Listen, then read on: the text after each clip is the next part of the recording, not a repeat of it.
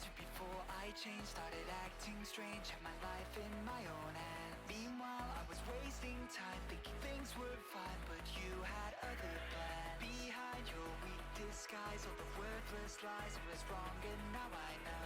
Don't think that I won't try, this is not goodbye.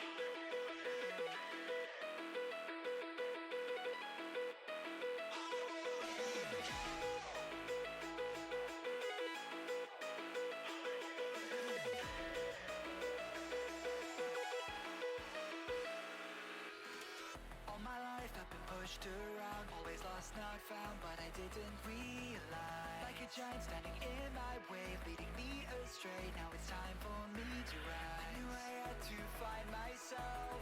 Turns out I'm on my own.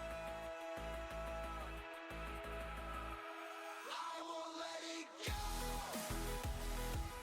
The right and wrong that you pretend to know. The fire in my heart burns in your shadow. The silver lining can begin to rust, and now I get who I can and cannot trust. I won't let it go.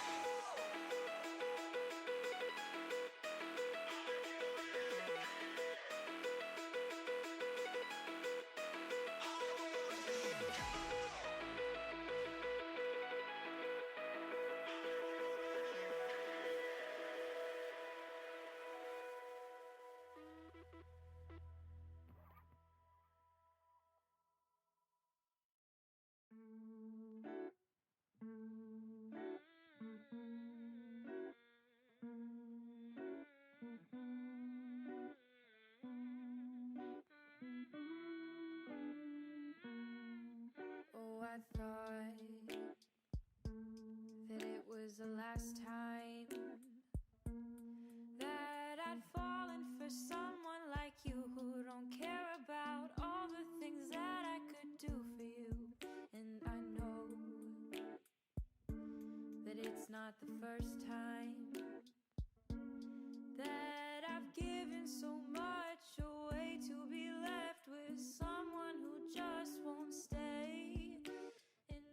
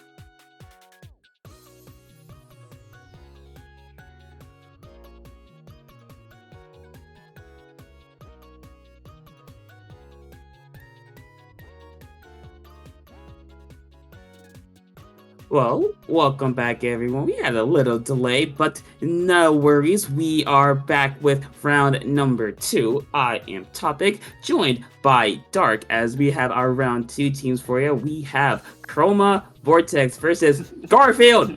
Are you slash serious or slash J? I love team names like that, even though it's a mouthful to say from time to time. Just I love this community's team names and the creativity that comes with it. Not looking at like the 40% of team names all start with Splat in some way, shape, or form. Anyways, first map mode of this round is Zones Mahi Mahi Resort, which I love watching time and time again. It really. What I can say from time to time again, anyways, is that it doesn't become a real map until that 60-point mark when the water level drops. Yeah, I agree, and because I think it does open up a lot more. It does give a lot of short range weapons like your 52s, like your splashes, like your shots, like your carbons, like your short range blasters. It gives them a lot more space and cover to work with, and mind you, it also becomes a lot more favorable to longer range weapons like your chargers and splatlings because the islands also raise up. So now you have a good height advantage to take care of, especially on those side flanks. So you can help get your team members in. But as everyone knows, this is Mahi, so both teams, you really want to take control of the enemy snipe. You get that, you get their plat, and you can really get the ball rolling. But enough of the speculation. Let's hop right into our first game. I'm very eager to see what these teams are bringing on the table. A heavy edit and decapitator. I'm always happy to see decapitator being used, as well as blasters being used by any capacity. But I am intrigued by the dread ringer. That's not a weapon you see too much. It is picking up a little bit, but not by a lot. I mean, as a Dreadringer main myself, I do think Dreadringer is one of the better, or scratch that, one of the best zones weapons in the entire game because it just paints a lot. You have bombs to get some space. You have reslider to kind of just force zone control. As you see right here, Kiyomi's gonna go in, not able to find a pick off the immediate reslider, but it's getting some space away from that heavy edit, getting their team separated. As we do see Chroma Vortex are gonna take control of the zone. We do see Garfield here trying to go in. There's one, there's two. The hammer's gonna get thrown. No one's gonna be picked off of that, but Garfield is gonna be able to find a good hold here, get the lead, and possibly go for a little bit more. Typically what I notice about this map mode anyways is whoever gets that first really good hold or first zone capture can typically ride it down to that 60-point mark, getting those first 40 points without too many issues here. As we see, Chroma Vortex did try and pack that zone, but it was not enough. 3 goes down, forcing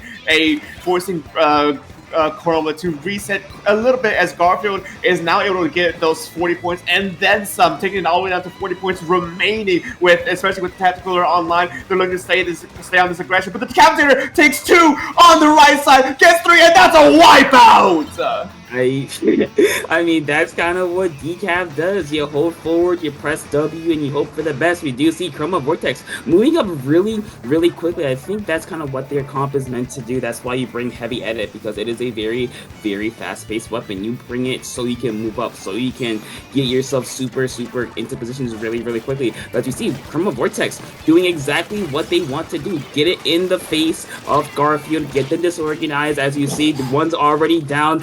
Goku somehow surviving as Goku does, but as we do see, Garfield has 2 players at the ready. There's the third one. The retard's gonna get popped. They're gonna get punished for it. The bubble's gonna get popped really far away from zone, not able to really affect it. And Chroma Vortex able to hold on and take the lead here.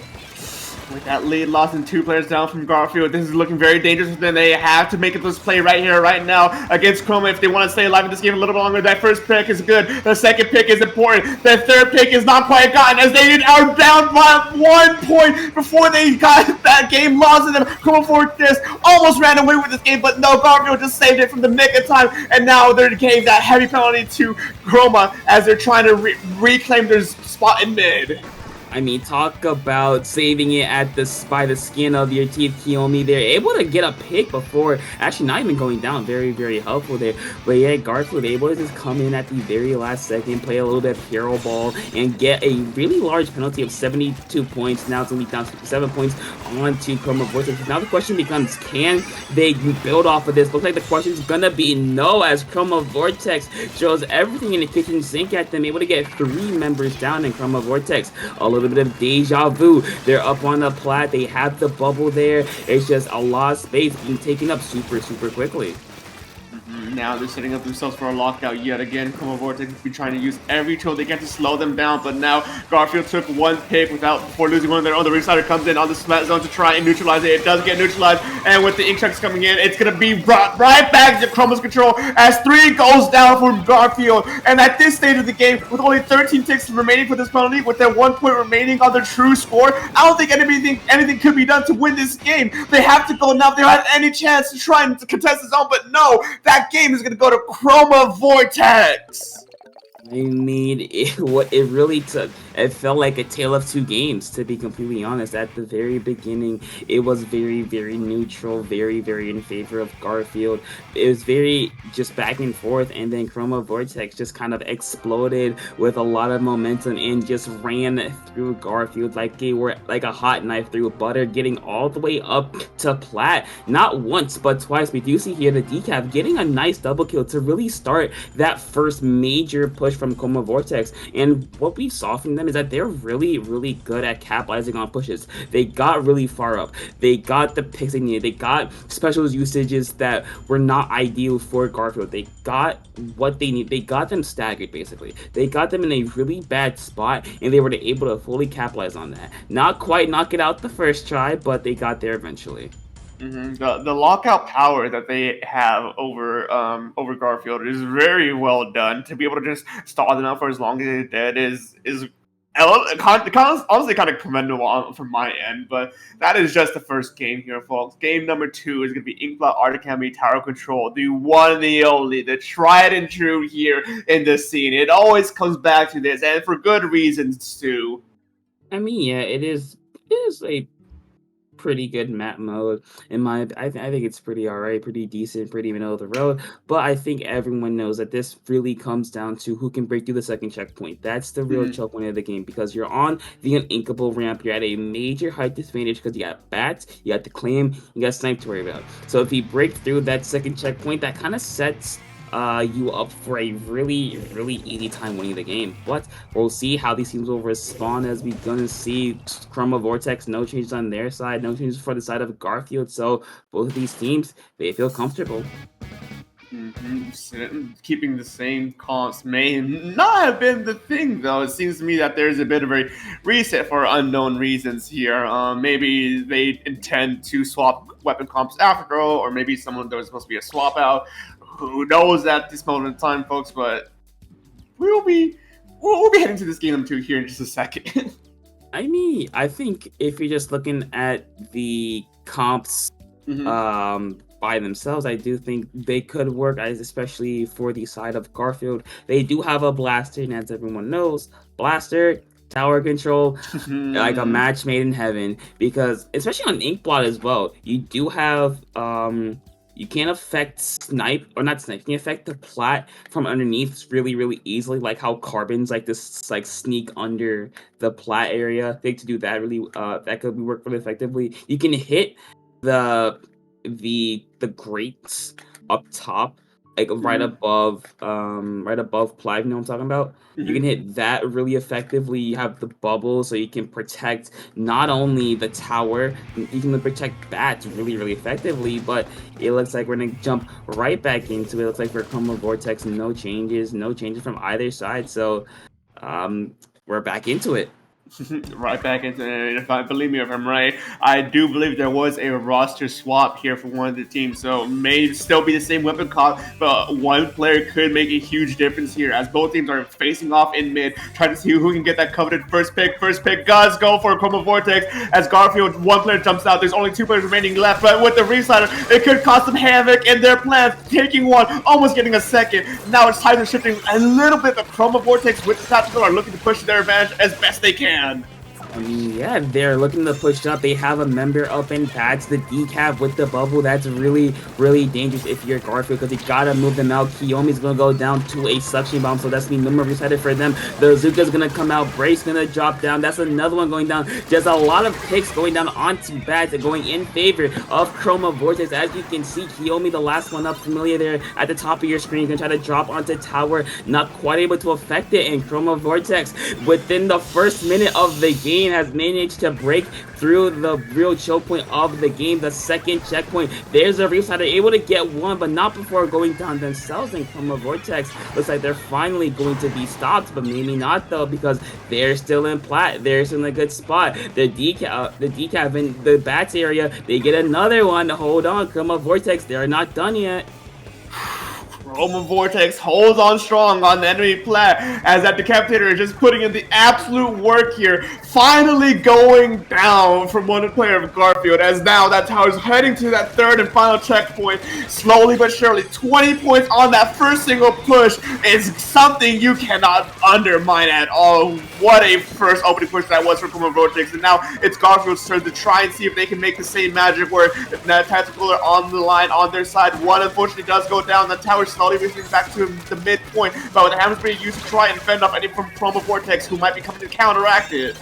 I mean, yeah, we did see one member Draco for Chroma Vortex try to get something going. They're gonna get shut down super easily. Here we go. The decaf for Chroma Vortex is gonna be in there with a bubble, so get their team a bit of space to work with. That is gonna get tower back to mid, but again, all the pressure is now on Garfield as we do see two going down. The decaf for Chroma Vortex just slicing and dicing. Might as well call him Bobby Flay, as you can see right here, able to stay on the plat. They do see one in the backline's able to at least scout them out and not allow them to do a whole lot of damage, but Chroma Vortex just doing whatever they can. The decaf's gonna go down. That's gonna be 2, 3 down, and now Garfield with possibly a chance to get their first points on the board.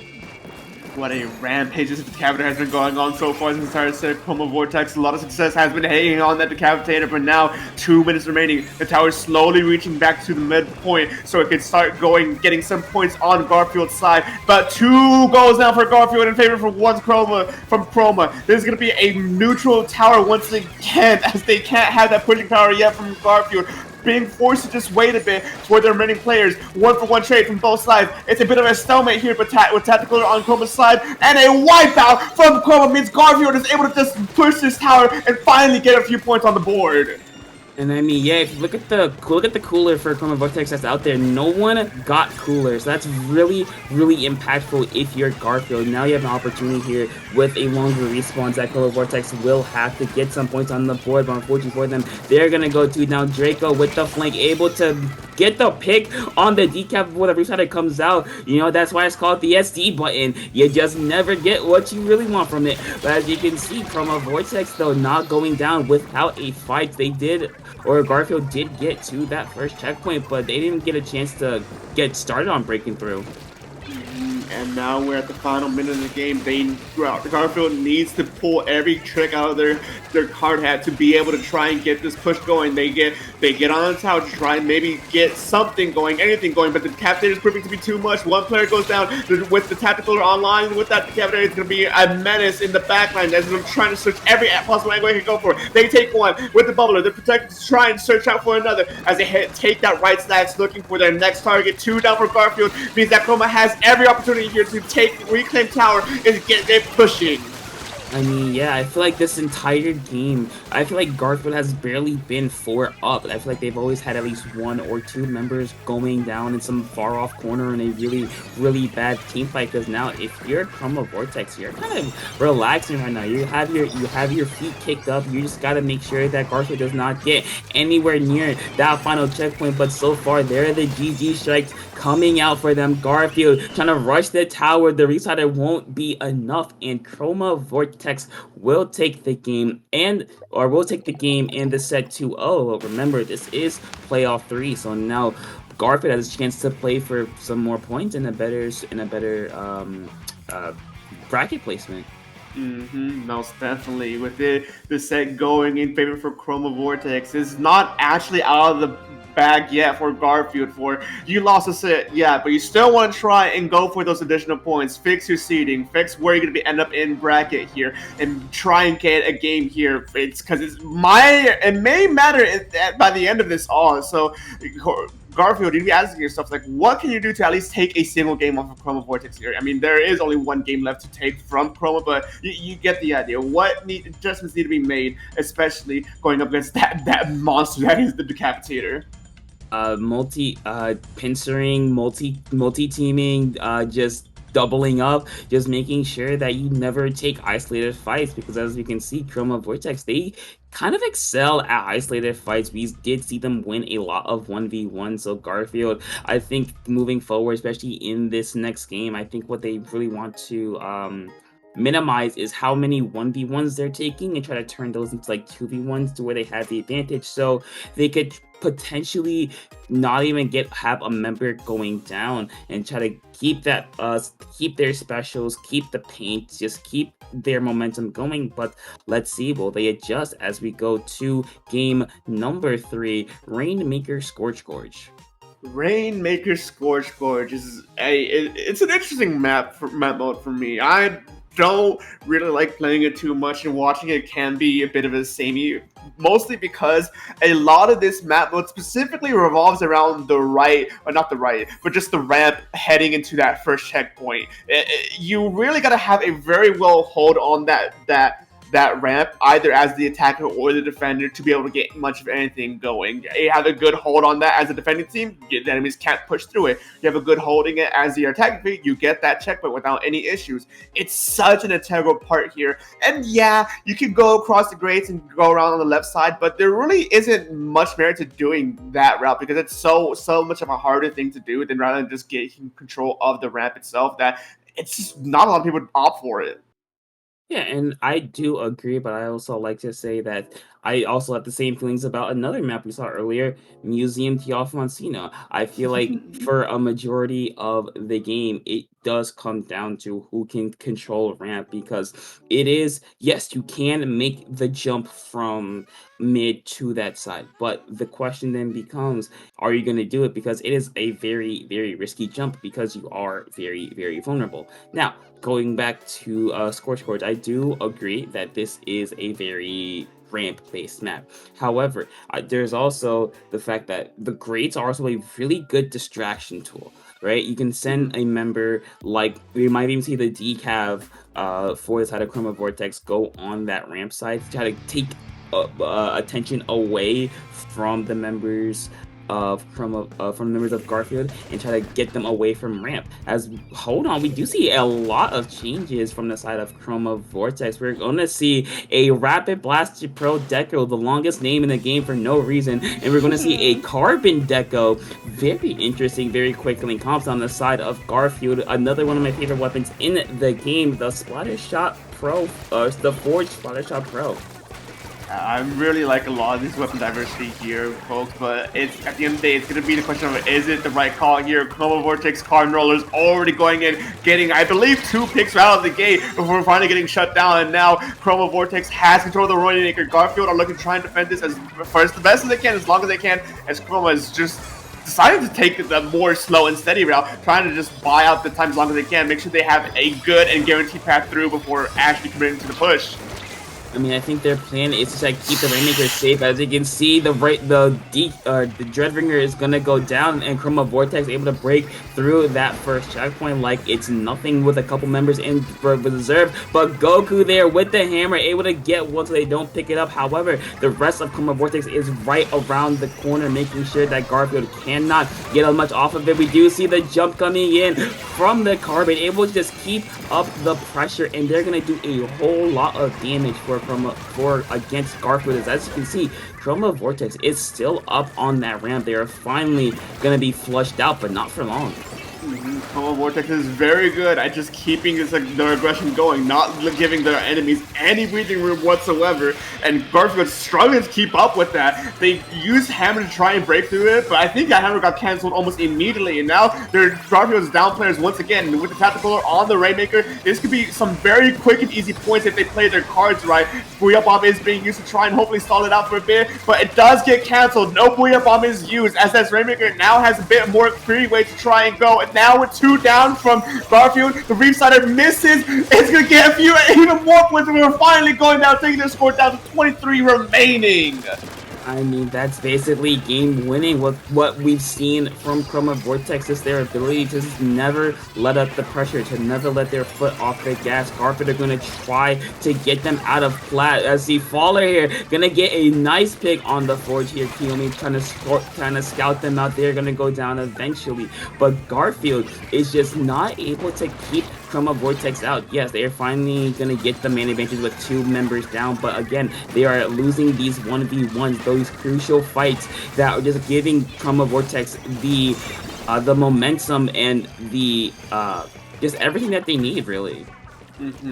It's a lot to lose a lot of these 1v1s, to not be able to lose a lot of your pushing power here. Where Chroma Vortex does get in situations where they're up 1 or 2 additional players over Garfield is up 1 or 2 additional players over Chroma. But if you don't have the fighting power to actually win the 1v1s, it might as well turn into a more even ground. As we see here, Chroma has the tower, has the Rainmaker in a hand, and are actually still up a player, but Garfield don't really have the pushing power they need to actually get anything going. Chroma is proving to be too much of aggressiveness to be able for Garfield to handle right now.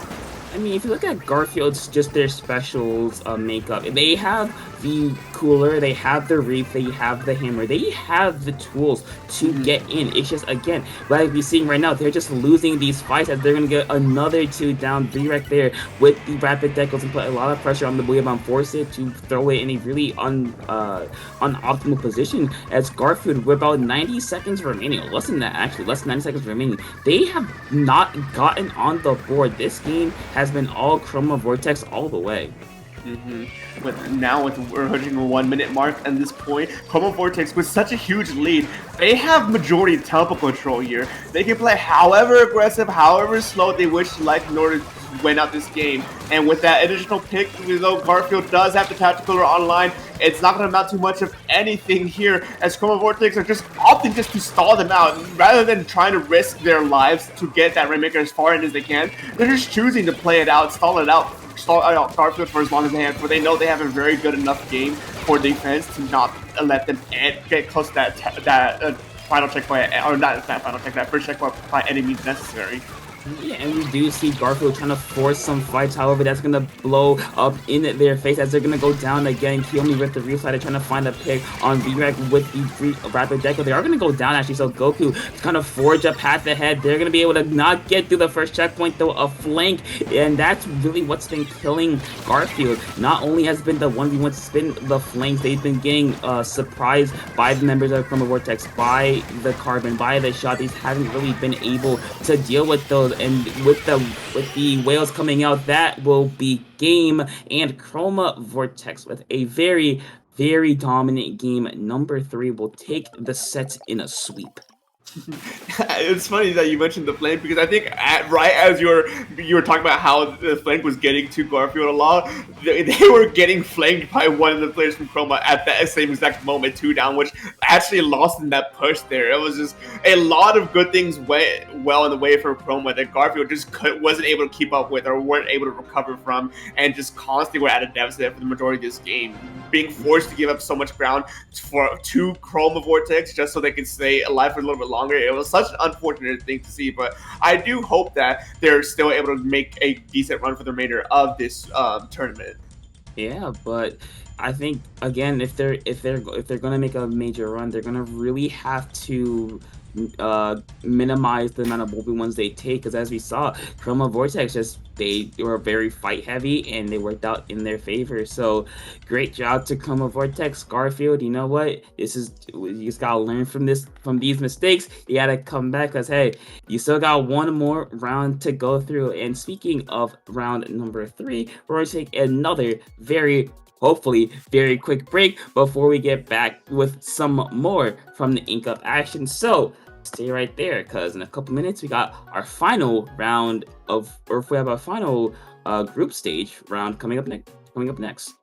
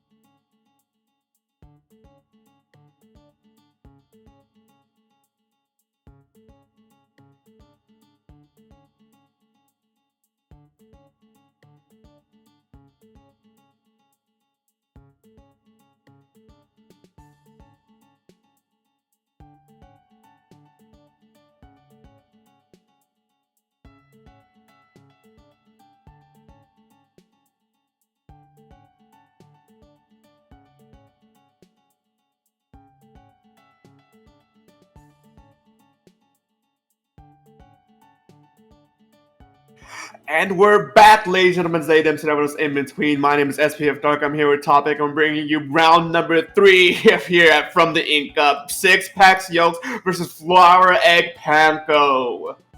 You know what? A very baking related match we have for you, and it's actually it's quite convenient because not only one was it just Thanksgiving yesterday. Happy Thanksgiving! Hope everyone had a good one. And we're actually going back to the supermarket because we forgot. Of course, we forgot the mac and cheese. We got the macaroni. Forgot the elbows and the cheese. As we're gonna go back to the store, as we're gonna go to Splat Zone's Mako Mart. Zones Mako Mart is definitely a map that I love to see time and time again. As a blaster main myself, I always love seeing this map mode specifically. There is a lot you can do, and something I mentioned from time to time again on this map specifically, I thought there's really 3 weapon classes that really like this map here, or this map here. It's blasters, it's buckets, and it's rollers. Those 3 weapons really like it for how many angles you could be, how many ledges you can be annoying around, how many corners you can play around, how many places you can just hide and shark in. It's such a perfect stage for those 3. Yeah, as a bucket player, I can say I do agree that especially like all buckets, most buckets, most buckets are really good on this map. Blasters as well. You know, you have your regular blasters, you have your range blasters, the rapid blasters. All of them can really excel on this map. But looks like we're gonna hop straight into our first game of round number 3. Let's see what these teams bring out. We're gonna see a blaster and a bucket from 6-pack yolks, kind of sticking with the theme. And on the other side, another Dreadringer we're gonna see on stream from Flower Egg Panko and another Carbon. So very fight heavy comps here. Quite heavy comps, and as I mentioned, those 3 weapon classes are all featured here in this match, folks. And Six Pack Yos, unfortunately, do get the first blood, giving Flower Egg Pound Code the advantage here to try and take his own. But it actually hasn't been flipped quite yet. Finally going down as this Reef Slider goes in, gets traded out. Unfortunately, 2 down for Six Pack Yos. Flower Egg Pound Code is able to try and set up shop here, but no, they go 2 down as well. I mean, yes, Flower Egg Panko, they're gonna go down. However, they do have a cooler, so those effects won't be as deadly as they would have been if they didn't run a cooler. You see a lot of fights coming out, and Flower Egg Panko able to quickly win those fights. Val was able to get a pick onto replay there. As Saturday, though, with the driver gonna get one, they're gonna go down themselves. A lot of back and forth, a lot of trades are going down. It looks like Flower Egg Panko will be the victors of it for now, but Six Pack Yokes in striking distance of the zone. Six Pack Yos are slowly encroaching on Flower Egg Panko, pushing them back further and further. The Trizuka does come out, create some space, and they do have the tactical or online for Flower Egg Panko, but not enough members are around to actually make advantage of it. And Six Pack Yos coming in for the deep dive here. Splashdown comes in, takes 2 down with them. It's an even trade at this point, folks, as they are able to keep on riding the zone down, down, down. I mean, yeah, that was very, very deadly for Flower Egg Panko. Not what you wanted to see. So now that just gave Six Pack Yos a relatively free lead. But however, for Flower Egg Panko, they're able to quickly try to get some pressure on the way. Sky's gonna go down in a trade. We do see a really big fight in Freezer. Reploid's gonna lose that one. Alphine there on the top of your screen, just using the pencil and drawing in this coloring book, trying to get something affected on the zone. However, Six Pack Yos not giving up without a fight. Saturday with the Reef Slider. A little bit of Reef Cheese is all we need, as we are going to see Six Pack Yolks get a massive penalty.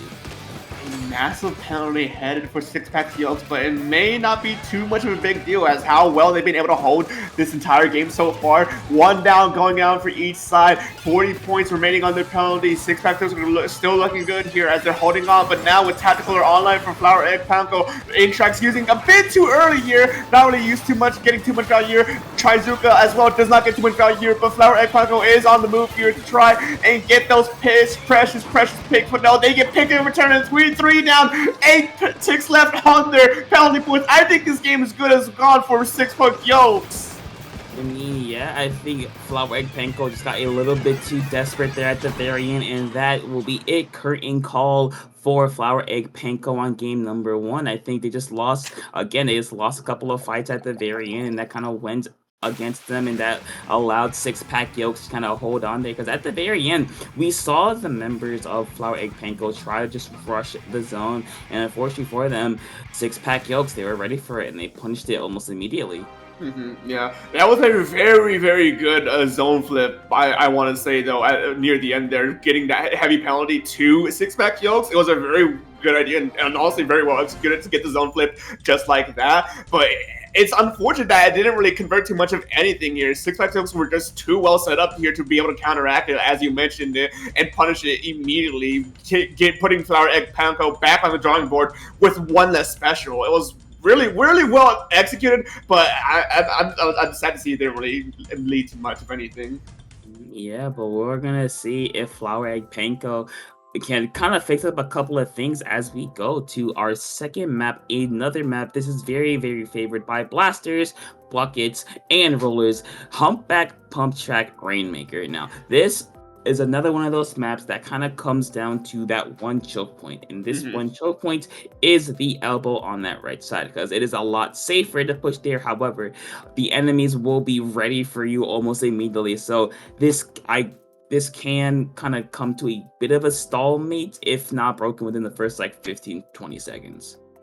Yeah, the right elbow definitely is the key route people go for all the time, but I think on this map specifically, people kind of sleep on the left route to try and score from. It is closer to the Rainmaker and it is a bit more dangerous, but I genuinely think the left route is a lot more viable than most people give it credit for. There is good opportunities to go on the left side when that you probably should go on the left side, but people typically don't because it is kind of ingrained to just go on the safer side and go on the right. But I'm eager to see if exactly what adjustments might be made here from Flower Egg Panko to try and counteract what they've seen from Six Pack Yolks. I mean, I could see Flower Egg Panko try to go that left-hand side, but then it also comes down to you need mana advantage. You need at least 1 or 2 mana advantage to take full advantage of it, to take full use of it, because again, you are a severe height disadvantage. You're in a really, really awkward position if you were to go down without getting the Rainmaker barrier, because it's basically on the enemy side in a corner. It's gonna be very, very hard to get out of that. But enough speculation. Let's jump right into game number 2 for Six Pack Yolks. There are going to see a couple of changes with the machine, with the Octo Shot. And on the side of Flower Egg Panko, no more Carbon or Dread. We're going to see a switch over to the V Bucket and the Hero Shot. I really like the machine here. I think machine is one of the best weapons here for just how safely you can just be annoying with playing around these ledges and corners, for it to just be at its most optimal here. And already Six Pack Yolks getting a lot of value right out the get-go. 2 down for Flower Egg Panko, 3 down for Flower Egg Panko. The last remaining member of Flower Egg Panko forced all the way back to their spawn, even though they have the tactical right there. I don't think it's going to be used much of a value here, as Six Pack Yolks already have that first checkpoint gone. I mean, they have it gone. They have a Booyah Bomb at the ready, as we do see. Saturday is gonna pop that. Actually, no, never mind. The machine for Six Pack Yolks gonna pop the Booyah Bomb, try to get something, but thankfully for Flower Egg Panko, they're able to get a very, very quick stop. So they stopped the bleeding for now. Now the question becomes, can they translate this defense to offense? Can they keep this going into their favor? Because you know Six Pack Yolks are not gonna let them just walk into their territory unscathed. And just like that, an attempt to push up further than you probably should here to get an early advantage on that checkpoint amounted to just a shutdown almost immediately from Six Pack Yolks. Flower Egg Panko couldn't be quite pushed through yet, but 3 go down from Six Pack Yolks. That is the opening you need for Flower Egg Panko to get that checkpoint and maybe even get some additional points on top of that as they're able to go forward without any issue. 1 does go down for Flower Egg Panko. Six Pack Yolks are slowly stalling them out as they get ready for this counter push.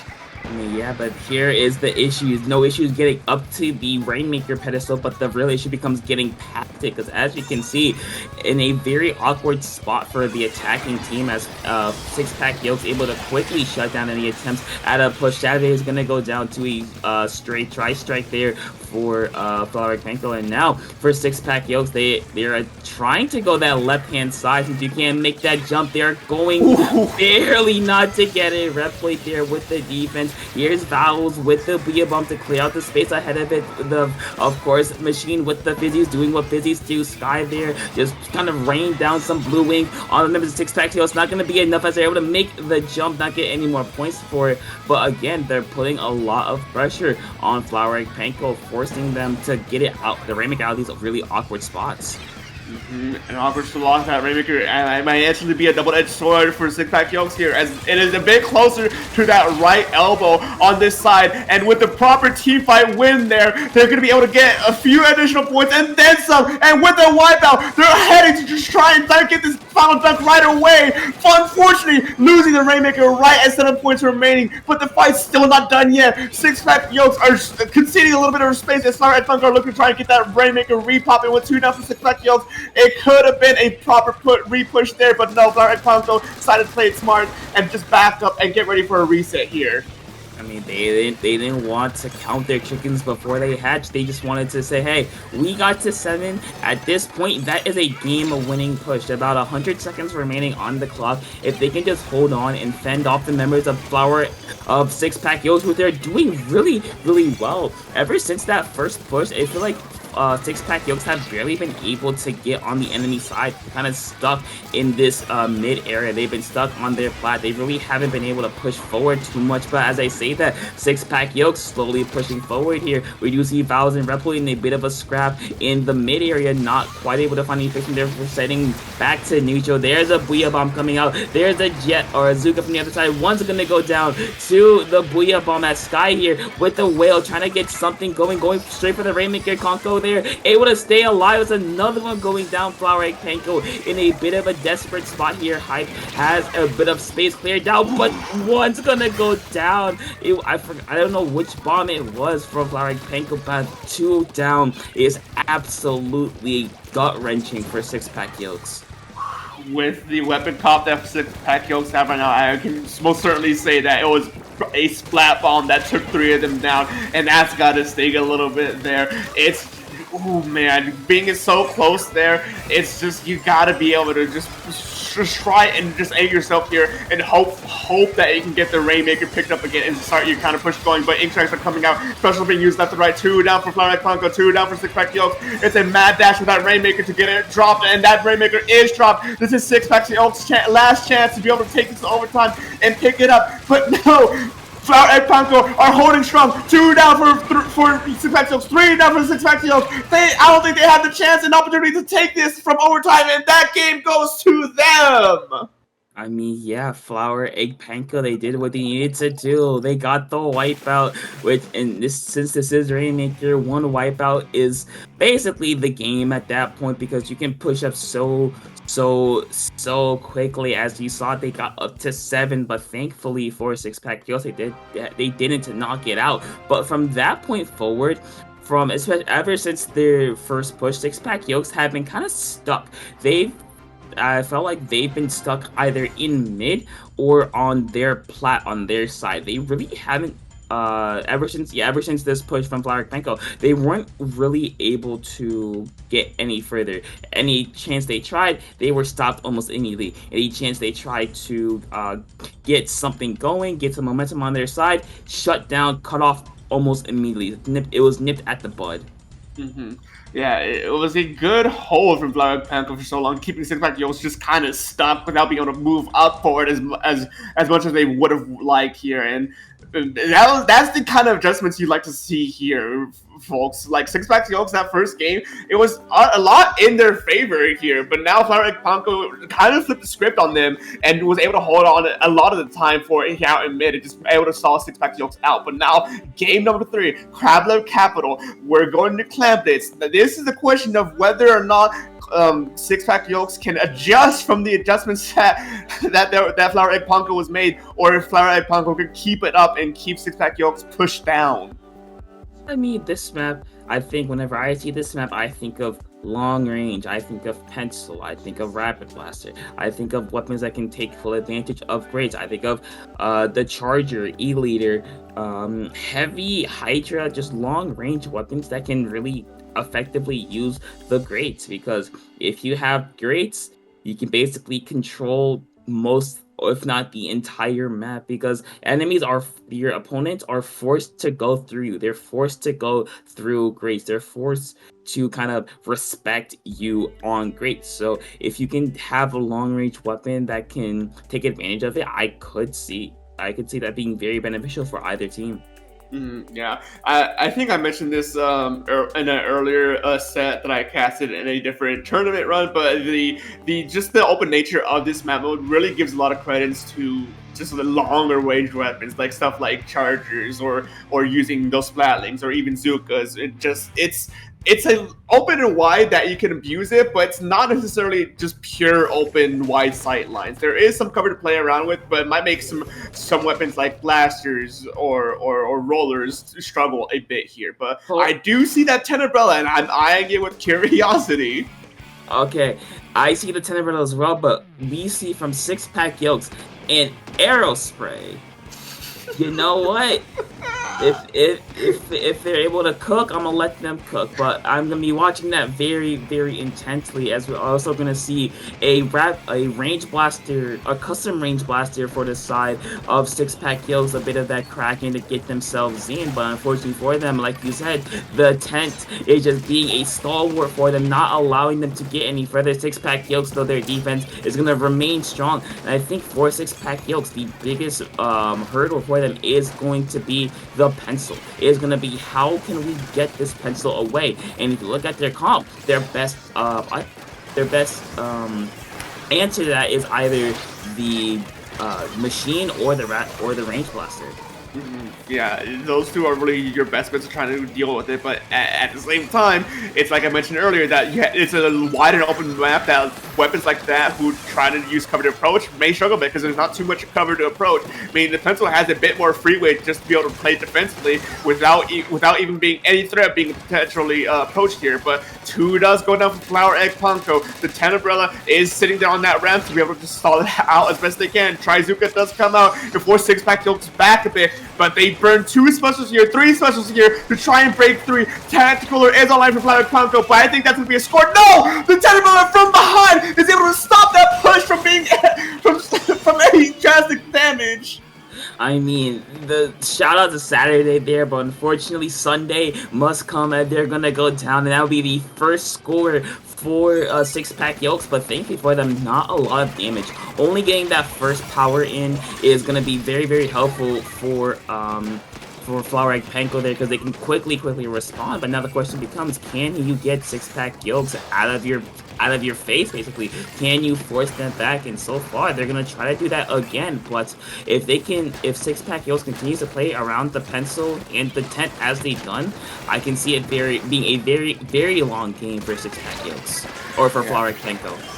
Yeah, this game could go for very long with how we've been seeing these teams in delaying. It could very well be just a constant back and forth and be only one power gun being scored at a time for each push here. But now Six Pack Yolks are down 2 players. Flower Egg Panko have the player advantage and are looking to try and get anything going. Tenabella went in maybe a little bit too deep there as they lost 2 players and they lost another one. But they did manage to get that power plant basket in and scored, bringing this game to a tied scenario. But because of how scoring works, they're actually going to bring up to 81 versus the 80 points rating, meaning they haven't quite taken the lead yet.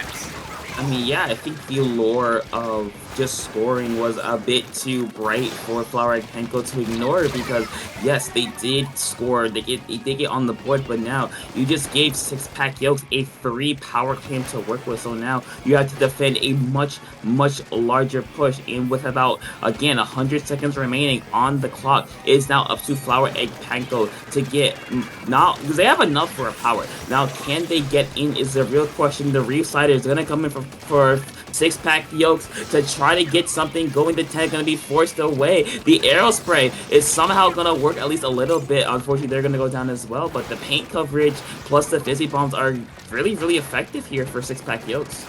Yeah, I think with what Flower Egg Panko has going up against that Aerospray, the Aerospray can't really do much but other than just try and use its specials as best they can, and even then, Reef Slider isn't necessarily a fast-charging special. Then Flower Egg Panko are now scaring up for their own push. They do get that Power Clamp into the Power Clamp basket, and they are able to take lead, and potentially at some points additionally on top of that. No, they go for the big deposit there, taking it all the way down to 48 points and counting. 3 down for Flower Egg Panko. They're going to be forced to reset, as Six Pack Yolks have to try and get a counter push going here.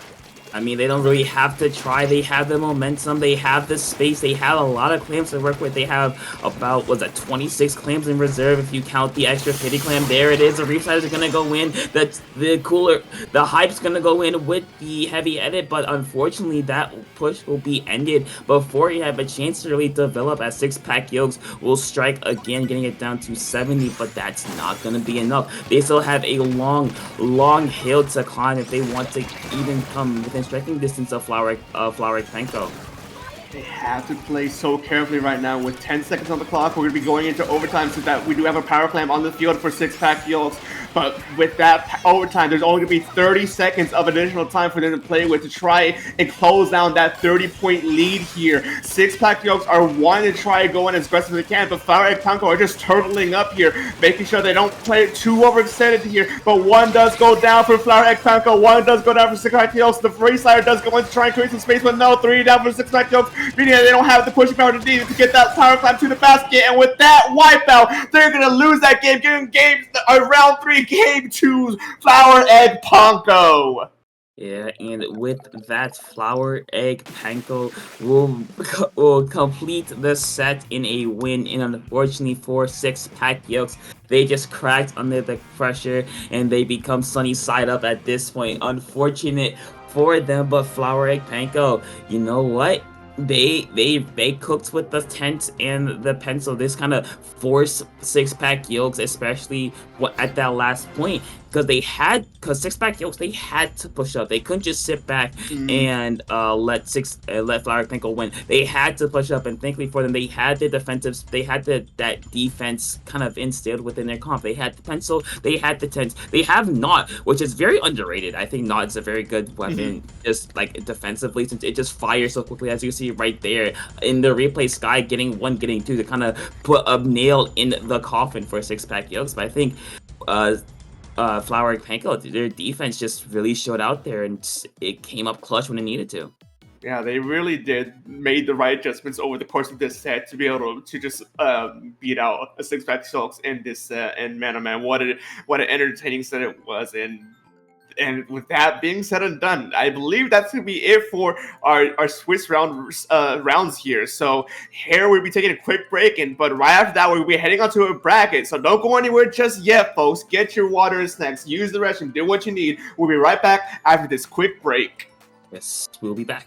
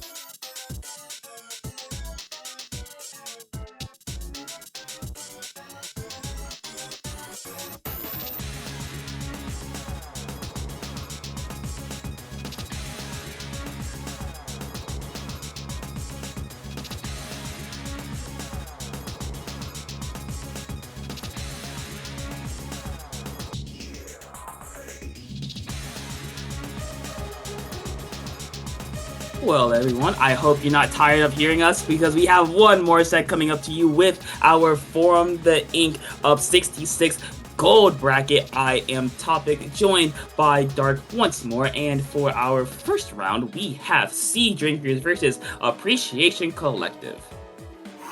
Round 2, technically, of our bracket series. Sea Drinkers Appreciation Collective. That's gonna be a mouthful to say mid-cast, but we're first gonna be kicking things off on Rainmaker Undertow Spillway. This map mode is very interesting in my eyes. I don't like Undertow to begin with. Rainmaker makes it bearable, but at the same time, I'd rather not watch or play this map. But something's out of control. We're here to cast this, and I'll make this as entertaining as I possibly can. Ooh, really? That's because I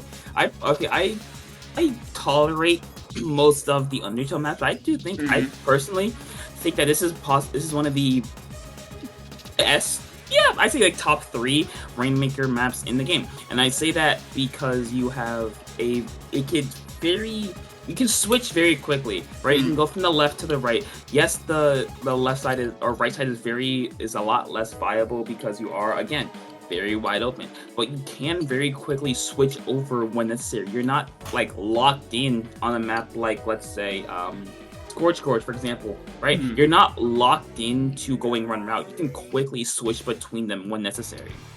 Yeah, I will say that is one aspect I really like about this map mode specifically, is just being able to having that dichotomy of just being able to sway up to one route over the other very fast. But to me, it's still Undertow Spillway. It's such a small and skinny map that I really have no enjoyment playing it. But I can concede that there are some good merits about this map mode to make it entertaining at the very least. And already, both these two keeps kicking out, and I just want to point out that well string over on the side of Appreciation Collective. Yeah, you point out the well string. They also have a Tetra deleted weapon that's not very seen often on the side of Sea Drinkers. The one, the only, the Hydra, the very, very, very underrated weapon in my opinion. Very, very good. However, it is a kind of a stalwart of a weapon. You think about defense, you think of Hydra, and so far Sea Drinkers looking to kind of push their massive Cherry there, barely making it out alive. But so far, Sea Drinkers, they're gonna be the ones to go 2 down. Maybe Appreciation Collective, but a chance to get the first points here. Trying to gun out so they can get that for the picks they need to get a push going. Appreciation Collective are slowly encroaching on Sea Drinkers, but they do go down one player. They go down another player. It has flipped. The script has flipped, as Sea Drinkers now have the opportunity here with a third one down from the Trizuka. They have the opportunity to finally pick up this Rainmaker and get a push going, but no, they're just back and forth trading between these two teams. As soon as that pick gets taken from one team, it is returned by the other, and no push has been made, and we're already in 1 minute and 15 seconds into this match. I mean, look at these two teams. They have very, very defensive backlining weapons. But as I say, that Sea Drinkers with a very, very quick 3-down scenario. That's a delayed wipeout, basically, as we do see Sea Drinkers with the opportunity to be the first ones to push out bulk help here. Gonna get a nice Booyah Bomb 1-2 going down, and Sea Drinkers will break the first barrier with only Cherry on the wellstring for defense. However, Sea Drinkers, they're gonna be a little bit more careful because the Russia Appreciation Collective is gonna respawn just in time. One does go down for Sea Drinkers. They do pick up the Rainmaker to potentially try and get a few more points, but I think that's going to be shut down by the Tetra Dueling going in deep. And with 3 down for Sea Drinkers, Appreciation Collective now has the opportunity to at least get this Rainmaker to mid, maybe get it close to the checkpoint to get that checkpoint finally unlocked potentially here. But with the Resire does go and create some space, no, does not get a bunch of nothing. Tactical is online though, so if they do go down, and they do, it won't be as punishing as it normally would have been. Yeah, the Appreciation Collective, they had to deal with that little guy sticking his head out the Hydra splatling, but looks like Cherry has some other things on their mind, as the Zuka from downtown is going to be able to get a pick on the Rainmaker and stop the push before you have an opportunity to start Lunar here in the fight. With the Tetra's going to go down to Woomy with the range blaster. So again, a lot of fighting, a lot of back and forth, and Sea Drinkers, the more time that takes off, the better it becomes for them, because now Appreciation Collective, still, they have to break through that barrier. They have to get through the first checkpoint, and with bulk help on the Hydra here, it's going to be very, very hard for them to do that. That Hydra's definitely proved a lot of issues for Appreciation Collective. A good hold by the Sea Drinker. So on top, with the Rainmaker being reset, means this team is brought back to mid here to try and play out the neutral. See who can get that first opening pick here. Izuka has popped to try and force it out. No, the Reef Slider does force out another one, but no, not another pick. Way up on. Hopefully gets that picks another pick, but no, yet again. Two does go down. Two player as they're trying to clean up the rating of their team. Sea Drinkers going in, picking up the Rainmaker to try and at least extend the lead if possible. I mean, they're gonna try their best, but Appreciation Collective, I think they've learned from their mistakes of that first push, putting a bit more emphasis onto defense here, as one of the Zap Forces Drinkers is gonna go down. We do see Appreciation Collective trying to slowly encircle that Rainmaker. It is gonna work out in their favor with another one going down. Jumpers coming in for Appreciation Collective to kind of shut down that push for Sea Drinkers, but now they have about a minute left to go. They really need to get some points on the board. Yes, they have a couple points there for themselves, but they need a lot more to get close to the lead. Yeah, and the main thing that will slow them down here is that checkpoint. Even if they do get that checkpoint unlocked, because of how scoring works, they'll be set at 61 points versus trying to tie it out at an actual 60 points or even 59. So they not only have to try and get additional points, they have to break that Rainmaker and pick it up once again once that checkpoint is taken down. And with 39 seconds remaining, it's going to be a bit of a hard task as Trizuka does come out to get taken down for Appreciation Collective. Sea Drinkers are going in on that Rainmaker to try and pop it so they can at least hold on to it and prevent an overtime scenario.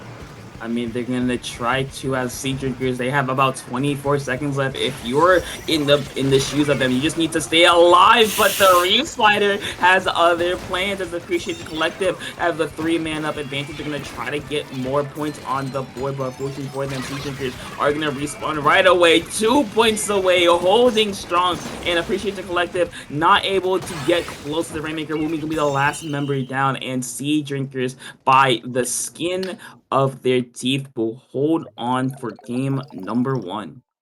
A good hold there from Sea Drinkers to be able to get Appreciation Collective like properly zoned out for majority of that game was really well done. The Hydra is showing its value here, just being able to just be the proper like bastion of absolute defense for Sea Drinkers. For Sea Drinkers here. And that opening push there also was not half bad either. Taking it down to just at 60 points. Sometimes all you need is just the first checkpoint ticked, and that's it.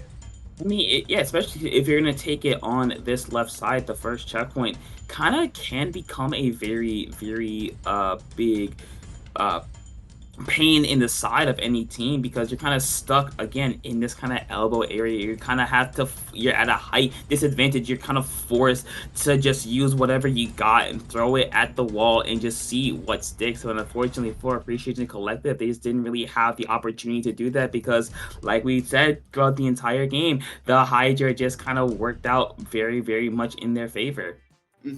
And now it's going to be the question of what is going to be pulled out here to try and counteract that Hydra if they expect it to come out once again. Here on Medical Mart Tower Control, I do not expect that Hydra going anywhere. There's a lot of good sidelines that you could use the Hydra and abuse the Hydra with to just be able to dominate even more control. You have your stabs, you have your snipe, you have the tower itself as it's moving to just command so much area, to command so much turf around you, just to be able to get pushes going and steamrolling. It's a very daunting weapon in the right hands.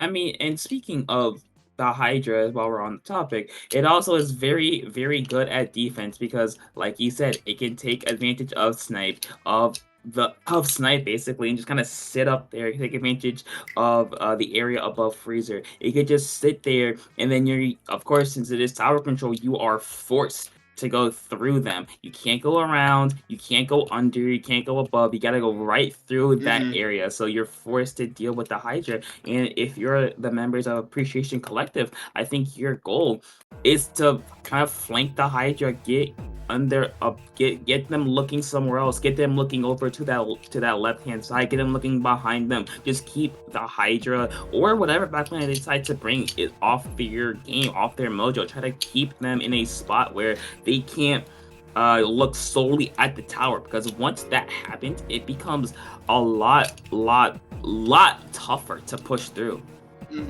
And this is where like I mentioned earlier in the stream today is that on Mega Mart, you really the weapons you really like to see here are blasters, rollers, and buckets. With mentioning on having just have a distraction for the Hydra, that way it's not looking at the tower constantly. Those three weapon classes could be a nice cushion here to try and pull some of that attention away, to try and go in from the backline with the flank and just be an annoying little rat and even getting maybe a kill or two on the Hydra as it's looking at you to try and dissuade you from pushing, which lets the tower to push up further and further. It could see some use here, but some of that also just kind of relies on the confidence on the players from Appreciation Collective with those weapons. For the Hydra, with such a long range, if you are not properly using your cover or properly using your flank routes, you're going to get caught out and you will get heavily punished. Yeah, and speaking of those rat weapons, those kind of get off target, we did see Appreciation Collective bring out a Tetra Dually in game number 1, so I wouldn't be surprised if that stays, because as Tetra Dualies are, they are the one of the best weapons along with Tent to kind of get attention away from the rest of your team. However, being that good of a weapon, you are going to have to fight potentially a 3v3 scenario, so you're gonna have to really rely on the rest of your team to kind of play around you basically not being there. So if the best way I could put it. So for Appreciation Collective, it's how well can you get your Tetras in place? How well can you get your Tetras to go to a spot where the members of Sea Drinkers are going to be looking away from you and not at the tower? Since I do think it could be relatively easy for them to get through that or get to that first checkpoint. It's just getting past it is going to be like the real struggle for them. Yeah, most definitely. And as a reminder, folks at home, now that we're in the bracket stage of this tournament, we are in a best of 3 versus the playoff 3 we have seen before. So this is actually Appreciation Collective's last chance to try and make the adjustments they need to stay alive in this set for a little bit longer. This is the moment you need to make your decisions about how you want to go about the Hydra if you're expecting the Hydra, because once you're done here, I'm pretty sure you're done for your run. So you got to make things count here. I mean, yeah, this is, since there is no losers bracket, this will be it for them. And I think, again, we've been talking about it all the time. Getting the Hydra distracted, getting them to look away, even for just a second, is invaluable. Those seconds will add up over the course of the game. But enough speculation. Let's hop right into our potential the potential final game for Appreciation Collective, or will they hold on to force a game number 3? Let's see what they bring out. I believe the only change for them is going to be the shot being exchanged for something. And actually, no, never mind. Cherry went over to the pencil instead of a wall string.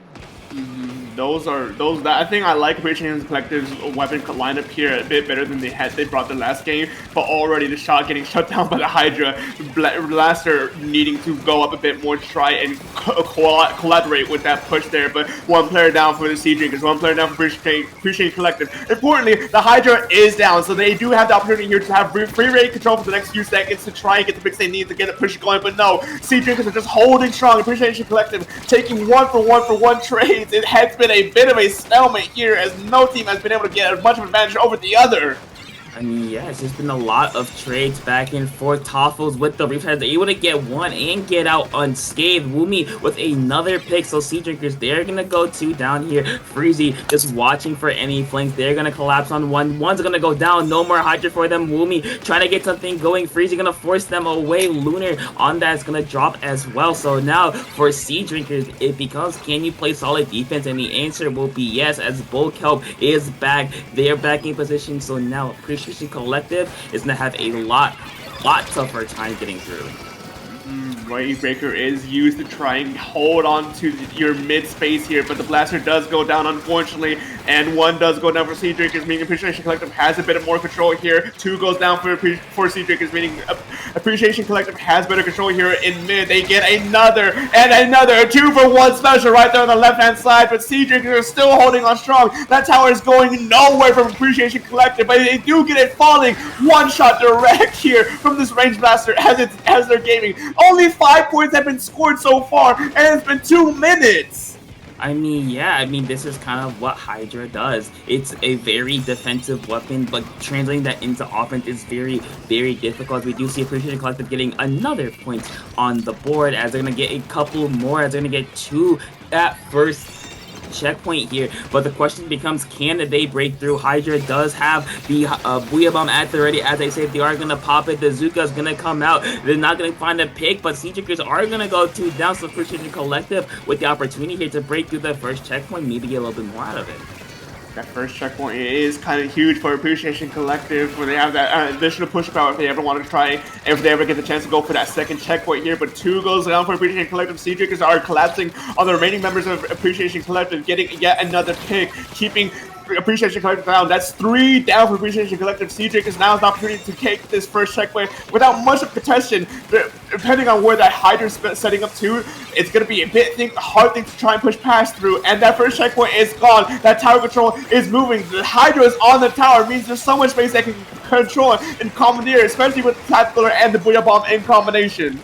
Yeah, but Lumi on the flank, they're gonna get shut down. 1-for-1 trade for either side. We do see Appreciation Collective trying to get set up. The Zuka is gonna find a pick onto Bullkelp on the Hydra splatling, and Appreciation Collective thankfully will stop the bleeding before it gets any worse. With about less than 2 minutes remaining, we're gonna see Sea Drinkers with a really solid defense here, getting another 2 members down, trying to at least keep this momentum going, try to keep the tower on the Appreciation Collective side, not allow them to get any further. As we do see a bit of dancing from Lunar on tower, they're gonna get out with their life. There's the Booyah Bomb, and Sea Drinkers now looking to go down without a fight.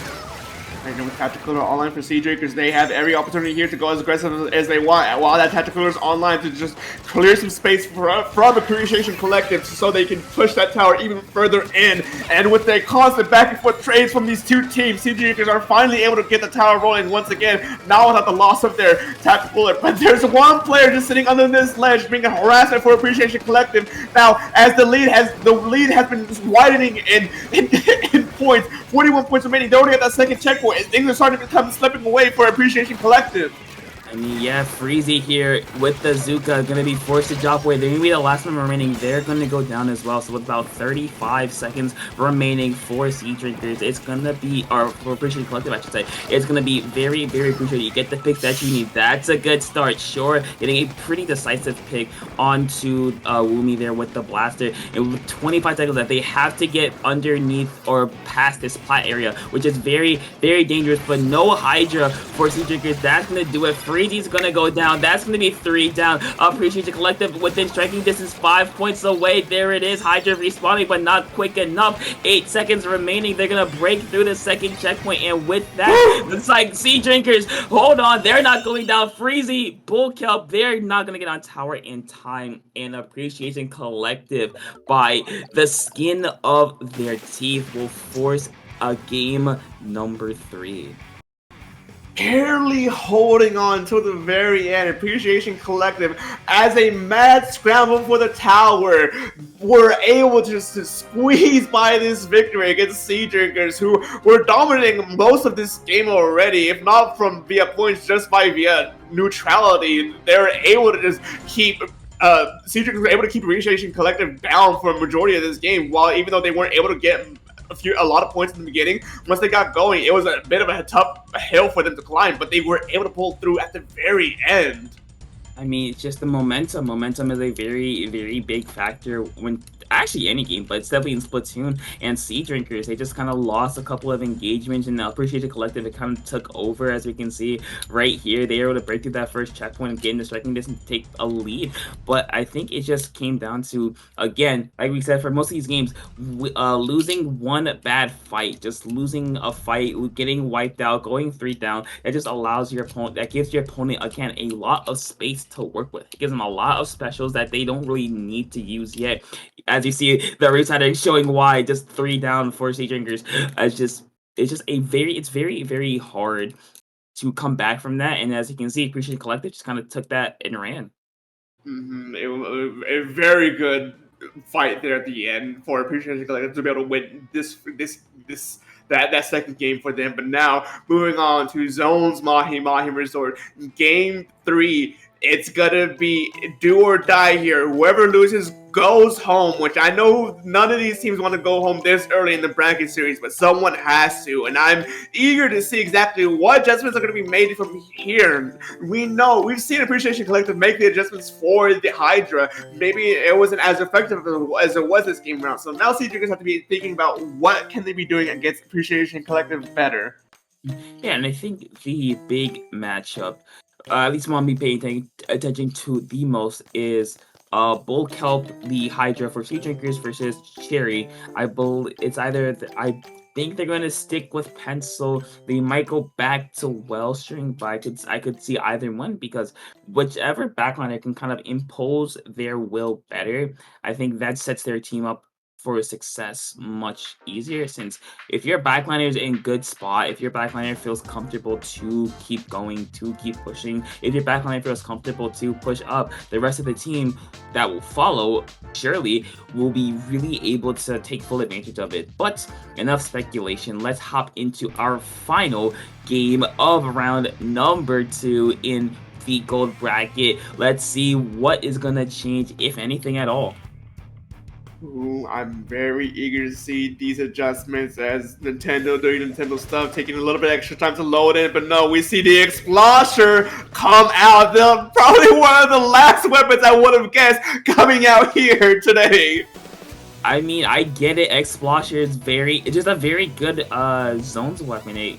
It's very it paints a lot of chip damage, so it could be really helpful for Sea Drinkers on their side. They do have a Dread Ringer, another one we're gonna see coming out for today. Again, a very fight-based comp, very in your face, and so far it's gonna work out in their favor as Sea Drinkers with the first push of the game. The Reef Sider, unfortunately, VSD button will go down, and Sea Drinkers looking to go again is another Reef Sider coming out. Unfortunately, Sea Drinkers, they're gonna go 3 down from that, so Appreciation Collective quickly striking back. With a good fight here, Appreciation Collective are able to retake zone and retake mid.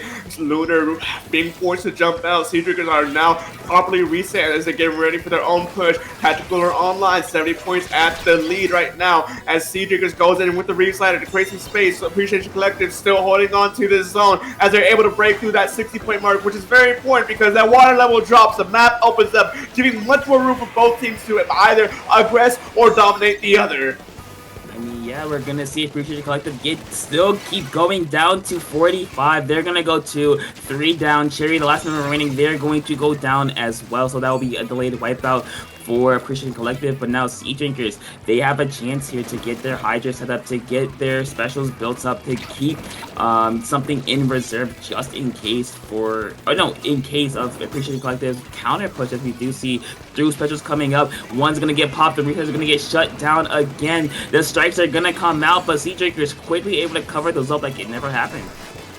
Good hold from Sea Drinkers, one by one, taking Appreciation Collective down, staggering them, which is very important here. They were able to get the zone flip while no one's looking, just barely 1 point away from getting the lead. Unfortunately, giving them such a heavy penalty now at this point. Sea Drinkers has to buy some more time if they want to actually take this lead, but with 2 down for Appreciation Collective, it might not be much of a hassle here as they're still holding on strong. I mean, yeah, they're holding on strong, about to eat through their penalty points, but Appreciation Collective not giving that up super easily, putting them even more penalty points onto them. Just very back and forth between these two teams, but Appreciation Collective will go 3 down, so that will possibly be it for their push for the moment. But Sea Drinkers, with no orange in sight, able to quickly take back that lead. It's gonna go back and forth, and they're gonna start counting down. However, Appreciation Collective, here they are again. There's the special that they're ready. There's one. There's a Reefsider. The splashdown's gonna be used as Sea Drinker is gonna hold on for all they can. They're gonna go 2 down, but Appreciation Collective not able to finally cap the zone. They're not able to do it just yet. Volkelb is gonna pop a Booyah Bomb, but not before they lose the zone here. A very important zone flip here. Even if Appreciation Collective does lose out this fight here, they gave they bought themselves some extra time with that heavy penalty, but Appreciation Collective still has the ball going. One does go down for Sea Drinkers as they Greek Slider in and get a 1-for-1 trade here in mid, but 2 down for Sea Drinkers means they're going to be forced to back up a bit and properly regroup with the remainder of the team as Appreciation Collective are pushing up. They're getting ready for their own counter push here to try and make sure they can lock them out, especially with Tactical Alert on their side. 1 minute 30 seconds remaining. They are done with the penalty points. They could potentially take lead here depending on how this next team fight goes. I mean, but Freezy trying to open things up with a bang, able to get one down. The Tetris are going to go down for Appreciate Collective. There's a Booyah Bomb coming out. Another one's going to go down, but Appreciate Collective holding on to zone. It's going to be neutralized. However, it's not going to flip, and Appreciate Collective able to hold on. They're going to able to get the lead, but not before Sea Drinkers is going to come right back in, get another large penalty on Appreciate Collective. But however, Sea Drinkers not able to really capitalize on that yet, as they're able to finally get the members of Appreciate Collective out of their hair and get penalty points on them. However, with a minute left to go, this is still anyone's game. It's neck and neck right now. There's only a 5-point differential between these two teams, but Sea Drinkers' penalty points are almost good as gone here. Only 5 points ticks remaining for their penalty points, and they have more players here at the ready to defend for this, but the Appreciation Collective are going in to try and make sure they can shut them down, but 3 goes down for Appreciation Collective. Sea Drinkers has the player advantage here just to hold on and stall it out, giving this game number 3 to Sea Drinkers! You know what? Talk about clutch. That's exactly what they needed. They got the picks that they needed. They got exactly what they needed. They got Appreciate Collective in that mindset of, oh, we just gotta go, we gotta go, we gotta go, and they were able to fully take advantage of that. So, good job to Sea Drinkers. Appreciation Collective showed a lot of fight at the end. Again, like you've been saying most of these times, most of these games have been super close. It's coming down to one team fight that went the other way, and Appreciation Collective, unfortunately, are on the wrong end of that coin. Man, oh man, being knocked out on the second round this early in the bracket has got a sting of it. But man, you made it this far. You got to be proud. Appreciation Collective put up one hell of a fight against Sea Drinkers, really making them work for their victory here. So you got to be proud of yourself nonetheless for the result of this match. But man, oh man, what a set that was, and what a block today was. I mean, yeah, that was a really entertaining set. But as Dark just said a little bit earlier, that will be it from us. We have a little bit of housekeeping to take care of. So, Dark, where can people find you? Well, you can find me both at Twitter, Twitch, Blue Sky, most socials at SPF_Dark, where I repost from time to time and stream when I can and just have an all-around good time. And I'm also can be heard at probably most likely once a week at the very least at multiple different organizations, Dabble Productions, Under Pressure, CCA, Splatoon tournaments in season. I'm all over the place. You'll hear me once or twice throughout the week, most likely. Where can they find you, Topic?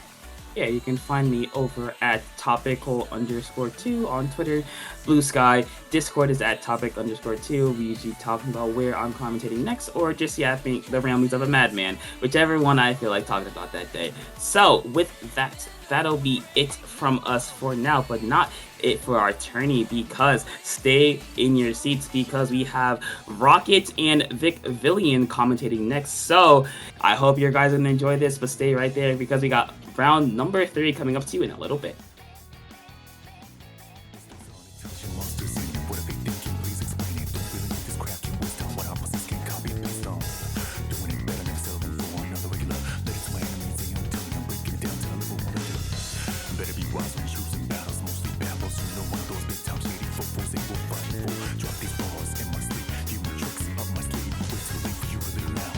Disturbing the peace, look into my eyes.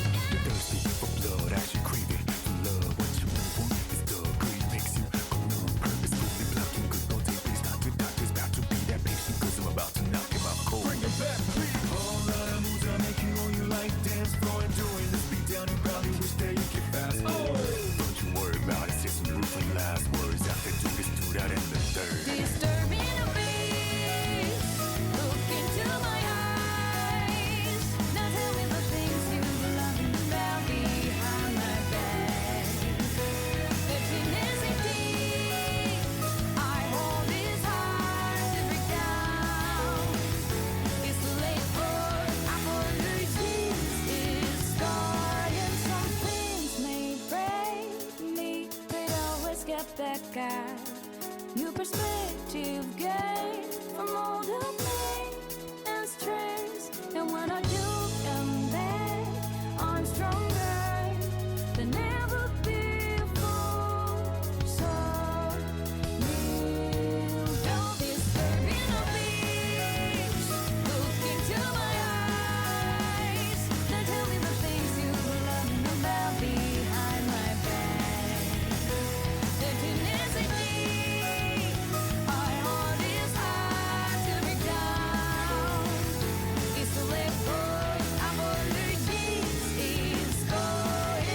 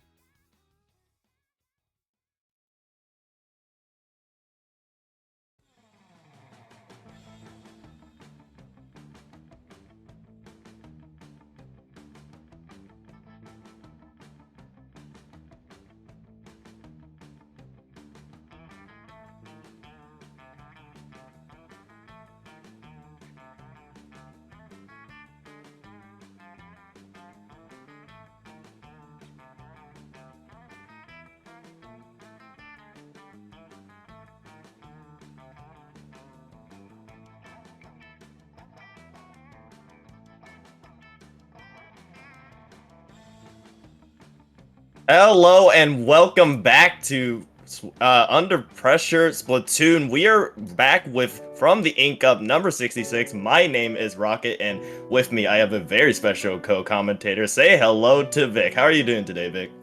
I'm doing lovely, Rocket. Hope you're doing good too. I saw the notification that they needed people. I was at work. I was like, yeah, I could probably do that actually. And then they said yes! And I was like, yay! I love watching low-level comp. It's the future of competitive Splatoon when you really think about it. These are people that want to show their stuff and continue to grow as people grow as teams, play some good Splatoon, and have fun on a Friday night! I know, right? And I'm so glad to have you with us, as I'm sure everyone here. And we are so glad to have you as we are now well into our way into Gold Bracket. Now, we are in semifinals. So as a reminder to you people out there, we are in best of 5 now. So we're going to have longer sets, a little bit more time for these teams to get to know each other in these maps. And speaking of maps, we're just going to jump straight into things as game number 1 will be Clan Blitz Gorge Gorge. Now, I've often rambled about this a lot of how it can be very difficult to push on, but what are your opinions on this map, Vic? Simple woman, if it's not TC Scorch or Zone Scorch, I'm usually very happy. The thing about Clan Blitz on this map is, thank God, you have a way to get back. You can just go back up the side on Clan Blitz Scorch if something really, really horrible happens. And that's a great tool for recouping with your team, building a special, taking a little bit of extra pain. Ooh, we've got that good machine play coming out from the start here. No time to even compliment Scorch Swords Clams. And interestingly enough, we're also seeing a roller coming out from the side of Ellicott here, and we also see the interesting combination of it with the sloshing machine, which I love a lot, running that double shot as well, plus that T-Tech, which we're seeing more and more, especially with those buffs, but no time to talk about that. 3 members of Chroma Vortex do fall in that initial scum, but they will recover at least a little bit here. But will there be enough clans for Ellicott to push in? There will be enough, and just like that, the barrier's broken, and now the floodgates are open for them to continuously get this first score. With this roller here, you've got them with the bubble. Very good also for starting this push-up. If that, roller player, I know they have a risk of going down here, but if they can get underneath the ledge, they're going to be a big problem. And never mind, everybody blows up. It's back to Green's team now. And there's Chroma, a team I'm very familiar with. Good people. They sometimes show up to the New York LAN scene. Yeah, always fun to see these teams popping up out of nowhere and hopping into these tournaments every now and then. But now we're seeing Chroma themselves trying to get a push going here, as Ellicott did get a very good initial push down past that 60-point threshold here. Here's the problem also, with having your bubble a little too far away from the basket on a map like this, you have to push ahead of that ahead of that bubble to still get your clans into the basket. And when you're facing a team like Ellicott here that has 3 bombs, it can be a bit difficult. walk past your bubble, you blow up. Yeah, and blow up they did. Chroma did get wiped out there, so they will lose that ball, but they still have their pity in the waiting here, just trying to see if they can stop this push by Ellicott here, because so far it has been all them so far, as now they have momentum, they have the mid control here, especially with that bucket down on the side of Chroma, a numbers advantage in their favor. Shetty on this roller will manage to get the bubble down and the pick as well, and just like that, another push will find itself. Too. All right, and your roller player going down there, but they did some great work there. I know you're going to see the turf coverage go back in the hands of Chroma pretty quick here, because Chroma has the range advantage. If they can get some points in and then establish a defensive position, things can go very well in their way very quickly, but they got to be able to get over there first and get some clams in, or they're going to stick around at this 100, and they're not going to be able to win this match. Yeah, for sure, especially with a little less than half the match remaining. Still plenty of time if you're talking Splatoon terms, but things need to get going soon. A cooler will be placed at the very least to give some momentum and give themselves a little bit more room, but we see the player around on that left side, Ellicott, sneaking around, managing to find the Rapid Blaster. Orion will find another, and just like that, another wipeout for Chroma. Now Ellicott have another wide open opportunity to continue this push, and just like that, they are continuing to roll here, potentially going for knockout territory if they can win this team fight.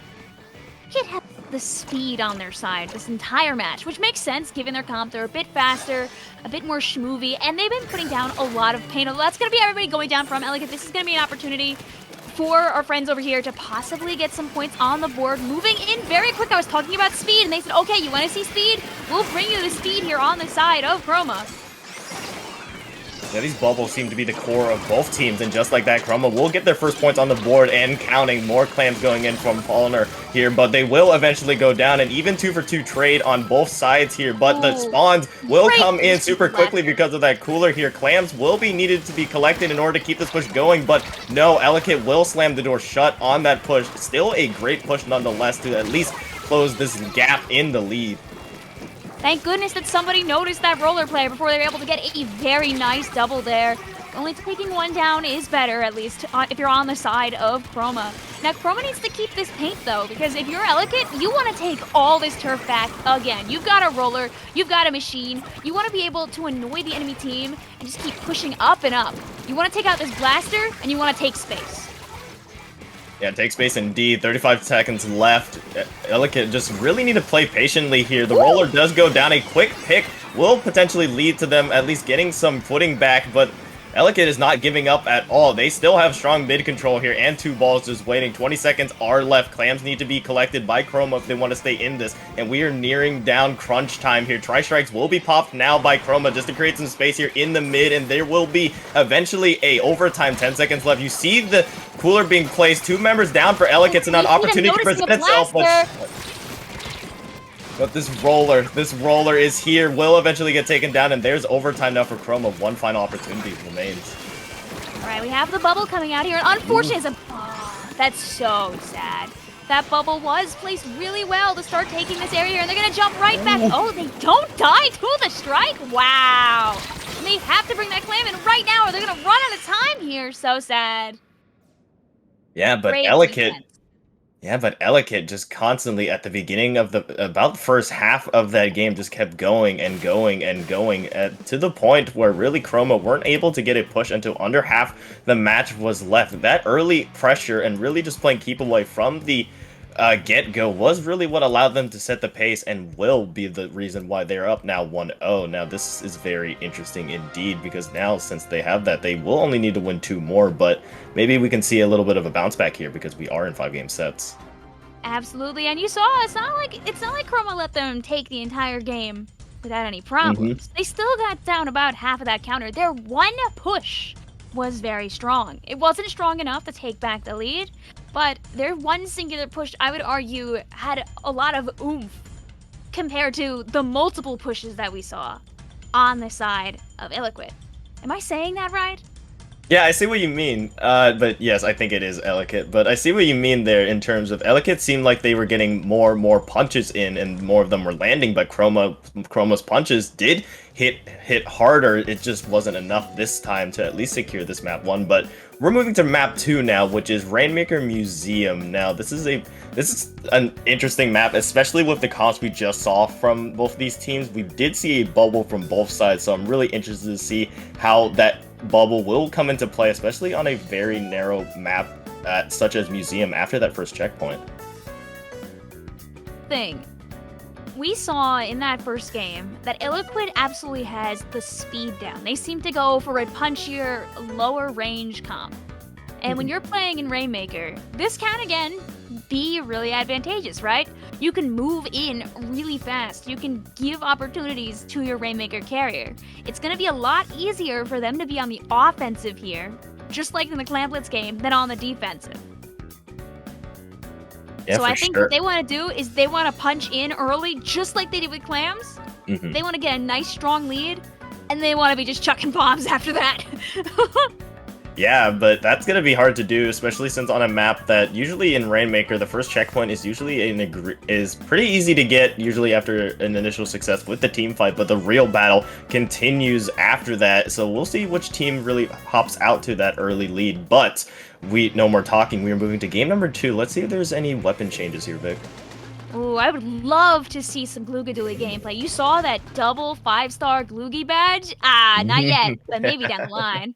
A little bit of a tease, a little bit. We're seeing a little bit of a change here. We will have that edit with the cooler still staying strong for Chroma Vortex. On the other side here, we're seeing both edits actually here, and yet again, still sticking with that roller for that bubble. Interestingly though, the switch over to the Neo Splash instead of the T-Tech, we will see still those Tri-Strikes. The Tri-Strikes and bubble are going to be really, really important to both of these teams.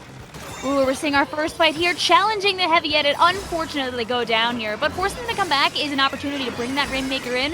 Chroma trying to prove me wrong, saying, you know what, actually, we're going to push first. Yeah, That's what they need to do. They need to shake Illiquid's very strong power that they already have shown off. And just like that, Chroma will be the first ones to make their first blood. They will be able to get that checkpoint pop, but will they go any further? 2 members are down. The Tri-Strikes are there to at least keep this push going. The bubble pop will be in their favor, but it won't be as much. But Ellicott will actually quickly go down there as the Rainmaker will fall, but still, the Rainmaker is so far into Ellicott's spot that they needed to create some space here and knock out these members of Chroma Vortex. These players just trying to jump in and recontain control of mid to keep the momentum on their side, but will it be enough? I think the big thing here we've seen from Chroma Vortex in this first minute is how much more paint they're putting.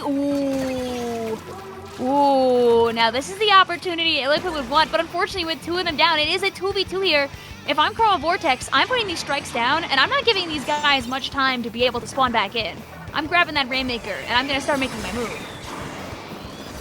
If we see it right here, Chroma trying to kind of repeat what Ellicott did in game number 1, trying to continue these pushes, but it's really quickly, just like that, the roller, Shetty will continue to make their presence known, will be that thorn in Chroma Vortex's side, and with that, they will be able to get a push going. That Zuka will get actually quickly denied. I believe it was 1-for-1 trade there, and now Orion and the rest of Ellicott will try to move towards this first checkpoint. Going near this ramp here, you see Blaze popping that Trizuka as well to create space, but here come the strikes to delay it a little bit. Will it be enough? It will be to at least knock out the Rainmaker. Now an opportunity for Chroma to jump on it. If they had been a little bit faster there in their reaction time, absolutely would have been a free checkpoint. But we're going to have Chroma Vortex here taking this Rainmaker out of here. Wreck running this Rainmaker back to the other side. You don't want that Rainmaker on your side, and you've got the bubble here, so you can fire some Rainmaker shots nice and safe over here, and once that paint is there, get past that second checkpoint. Start just earning those points. Running in here with those strikes, unfortunately going down just as the opportunity arises, but Inko is ready to keep this going. The last person alive says, you know what, if I'm already here, why don't I at least try to waste some time, buy my teammates some time to jump on into me, to be able to paint the map, to be able to get back to mid. But Shetty's not going to make it easy for Inko to hang out here. Not at all, but at least Chroma will maintain control of mid a little bit, so they will at least have that space to work with and to make Ellicott's job a little bit more difficult, but not quite if they will manage to find 2 picks right there. Only the Neo Splash and the edit left, but those Tri-Strikes could be dangerous here. The Zuka being popped yet again to try to counter it, but maybe a clear path will be open for Ellicott to get this checkpoint. No, quickly shut down by Chroma. The Chroma's defense has been really on point here, but now a 2v2 situation will allow Ellicott to finally get that checkpoint pop. Change the team compositions here as well, as last time Ellicott didn't have a backliner, but this time they do. Something I just noticed, I hadn't been paying attention to it. I see, I mean, people have their thoughts about Heavy Edit and its true backline trademark status. But it's backline enough for me in this situation, and Chroma's saying that we need to go get more points. This 38 is not enough when you're playing on Museum Rainmaker, and unfortunately going down with their other teammate there, giving Ellicott a good opportunity to get some paint on the ground and run this Rainmaker back. It's a 1v4 actually now when you think about it.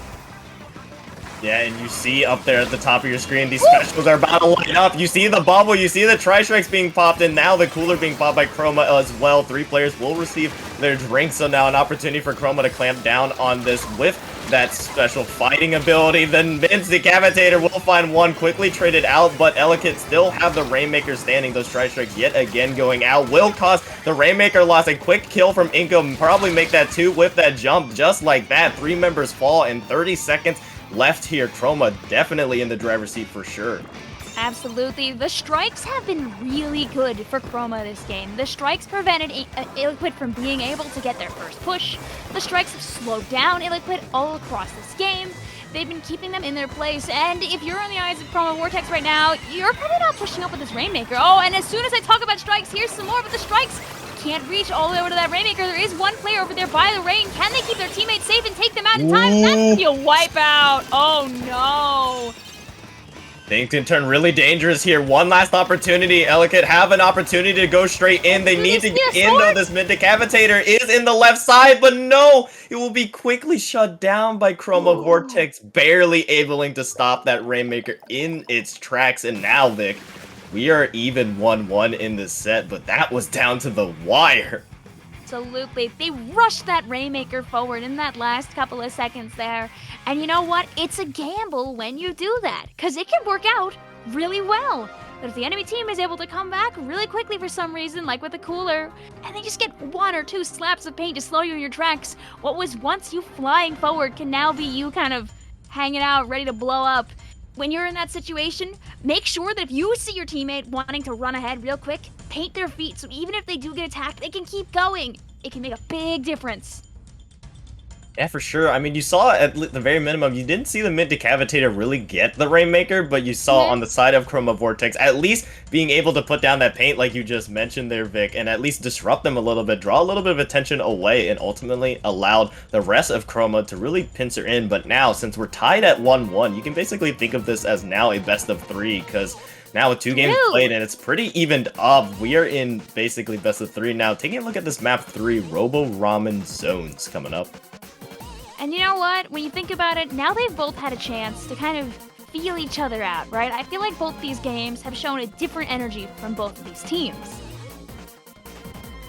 I mean, yeah. Robo Ramen, I'm hoping that Shetty's staying on that roller. They readied up real fast there. Robo Ramen, fantastic roller map. So many little spots to be such a pain. I would not want to be fighting them right now. Yeah, and I think this goes both ways as well. Not only for Shetty on Ellicott, but you saw that mid-decapitator coming from Chroma Vortex. These closer range weapons with the bubble to really allow them to have some space to operate. It could be proven deadly if they stick with the same comps, but we did see a comp change before. Let's see if we see another one here. Remaining the same on one side, I believe. On the other side, we will see that return of the Neo sloshing machine, so very interesting, but still we see Shetty there on that roller, and we see Not Faller on that mid-decapitator. A key matchup to watch for sure. I think switching to the Neo is very good here. Those, like, listen, I'm a big point sensor lover when I'm the one using it, and I'm a big point sensor hater when it's being used against me. Because you know what I'm tired of? I'm tired of mid-decabs and their giant hitbox when I'm playing Zap and I'm playing Zones. And when they know where I am because someone else threw a point sensor at me. Oh boy. Oh boy. Oh, and here comes our first Zuka already. Yeah, but already Ellicott will have control of the zone. Never mind, quickly changed right there and changed yet again here. The tri-strikes and the Commentator's are just curse. going both ways. Yes, commentator's curse indeed. A very, very contested zone here, but it will look like at least Ellicott will create a little bit of space here to go in, but Faller with that mid-decavitator and that bubble will actually find Funky here, will manage to take control of the zone in favor of Chroma. Not a lot of penalty to work with here, but now off of the back of that and the back of those tri-strikes, they will be able to maintain a good control of the zone, but you see Shetty there looming. Yeah, Shetty is being a very good distraction here, trying to get the enemy team just to look away just for a second. Hey, Chroma, please watch me while my teammates take the zone. And as soon as people look away, that's when those strikes start to pop out here. Shetty being such a nuisance right now. It's so fun to watch. Because they have to do something about that. They can't just let this roller run rampant behind it. Oh, here they come around the right-hand side. They're not getting the pick. You know they wanted it so bad. And then another interesting thing, both teams have those tri-strikes, of course, and can shift the momentum for the zone control here. You see now on the other side, trying that mid-decavitator will actually quickly fall there, so both teams have been able to at least shut down the other team's closer range weapon here. Now Draco will be forced to regroup with the rest of their team, but Faller will at least take out Funky and take them down with them. But off of the back of that, at least, actually, Chroma now will at least contest the zone and force the penalty, but still very heavily contested as Draco will allow their team to jump in. Very unfortunate, though, that Zuka popping out just as two members of Chroma go down here. Doesn't really let them use that Zuka to, like, everything that they maybe may have wanted to give their teammates an opportunity to fight. But still, they can start building up for another one. Now, here comes Blaze, who's going to be taking in that glorious machine spot in the bottom there, trying to force opponents back just a little bit, buying a bit more time to get past the halfway point here. Ooh, and a great shot by Blaze there. Love to see it with that Zuka. Yeah, for sure. But now in the driver's seat, Ellicott does have the lead, but Chroma Vortex is going towards that for sure as they're out of their penalty here. Faller trying to get a pick onto Funky, but Funky will finally have their number here. A quick trade, actually, as the roller will squash, I believe, Shetty there. And you see the tri-strikes going out, trying to contest this. It is a slim 1-point lead in the favor of Chroma It is here. a lead swap, which is what Chroma desperately needed. And you see now, Bo, it is still heavily contested, as I keep repeating, yeah. because it's just in a matter of seconds, the zone can switch it so quickly, but actually Faller, being the last player standing for Chroma, will just try to stay alive. Eventually will save their own life by jumping out, but just like that, Ellicott now in the lead and trying to extend it. Funky will get quickly shut down there, as will the roller in Shetty. Now a very dangerous situation for Ellicott, as now Chroma are nearing the end of their penalty, and Inko has those tri-strikes, those powerful tri-strikes. And they're very good on this corner here. If Ellicott pushes in too fast and doesn't pay attention, they can get shut down by these strikes and lose an important player right where they need them. Holding them back is very good, but nobody goes down here. This cooler going down directly into the enemy ink can be good, but if you get in too close, you end up getting taken down, barely avoiding getting killed by that curling bomb. Would be quite unfortunate there to see that happen. And here's going to be yet another zone swap. Dude, I wish we could have a statistic of how many times the zone has been taken, but look at this map. The zone might be purple, but everything around it is very orange. This is not what you want to see if you're on the side of Ellicott. You need to take the paint around the zone as well, or you can lose it very fast. And once you do, oh, okay, all right, okay, now we're looking purple, and that was a Zuka shot.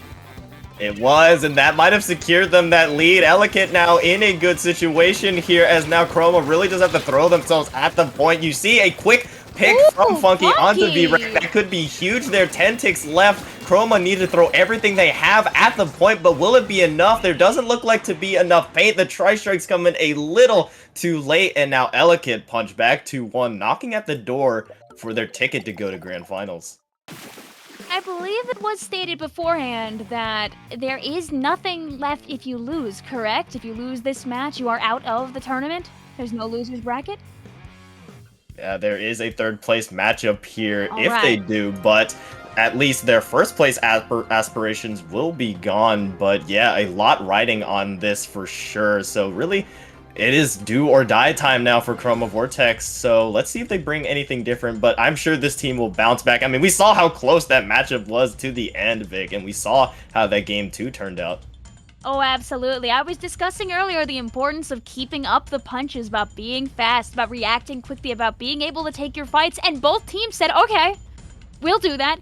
Both these teams were super aggressive here. Even if neither of them could consistently hold down the zone, what they were doing in bit by bit was very fun to watch.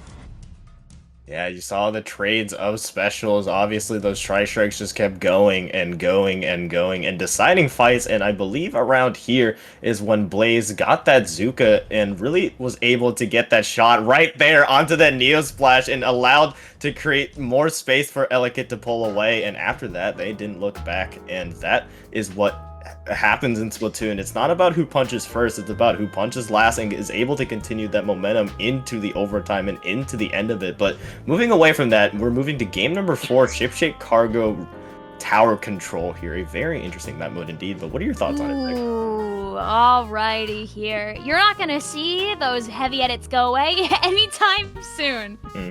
Needless to say, it's a good map to be a heavy edit splatling on. It's a good map to have a bubble on. It's a good map where, if you're someone like Shetty, and you're on that roller, you're gonna be sharking. You're gonna be on that platform. You're gonna be near that spinner. You're gonna be by that little fan. Catching people when they try to do a flank? Nuh-uh. Here's the roller. I mixed up Shipshape with Marlin Airport. Oh my god. Oh no. Oh Anyway. Yeah, but shifting away from that, something interesting I'm noting as well, both teams really just rolling with their own specials, both having a cooler, both having a Zuka, and both having those tri-strikes, and both having that bubble. So really just a standard amount of specials here, and all of those specials play an obvious important value. I mean, the GG strikes really just secure the rounds, just secure everyone off the tower. Bubble doing a similar thing. Cooler always the back line, always helping the team as a support, and you always have the Zuka for funny kills. But there is a quick pick from Faller to set things going, and I'm sure that will not be the last time I mention their name. You gotta remember, people always forget this when it comes to playing Tacticooler. It's not just about using the Tactical to move around fast, it's also about using the Tacticooler to jump out fast. Being able to go where your teammates are, or just to get out of a bad situation, is so important. And when you're playing in TC, really the start of this game is all about trying to avoid that early wipe, because once one team has control of that tower with a number of players up simultaneously, they're getting free special all the time for being on this tower, and you don't want to give them too much of an opportunity there. Yeah, in this mid-fight, still very fierce. One pick in favor of Chroma here. Shady was just there. The roller stomping down on that member of Chroma, and now Chroma will be able to take the lead with momentum. A great Zuka from Draka will take out Blazed and will potentially look for more, at least finding the value in deterring Ellicott from pushing forward. But here comes the long stretch of Shipshape, which is this very, very long path in between the first and second checkpoint, but Chroma are covering it really, really effectively.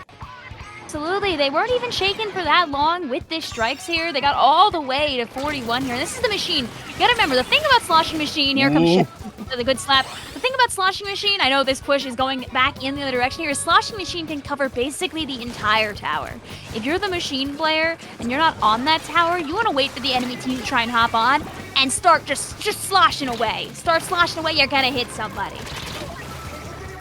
Yeah, but similarly to how the other maps are just really a grueling battle after the first checkpoint, this map is no exception, as I believe the distance between the first and the second checkpoint is the longest out of all TC maps, so it is such a grueling fight to get to that second checkpoint, and even when you make it there, it is very, very defender-sided, especially with that little ledge on the right side, so something you really need to take care of. But a minute has passed, and not yet, Ellicott have not yet been able to capture that first checkpoint here, as now Chroma have been able to recover quite effectively. However, Ellicott are not giving up space and not giving up the fight. No, not at all. They were 2 down here, but now they have most of their team back here. Funky here, able to take out Faller just in time, which is something that I feel like Chroma Vortex really needed here.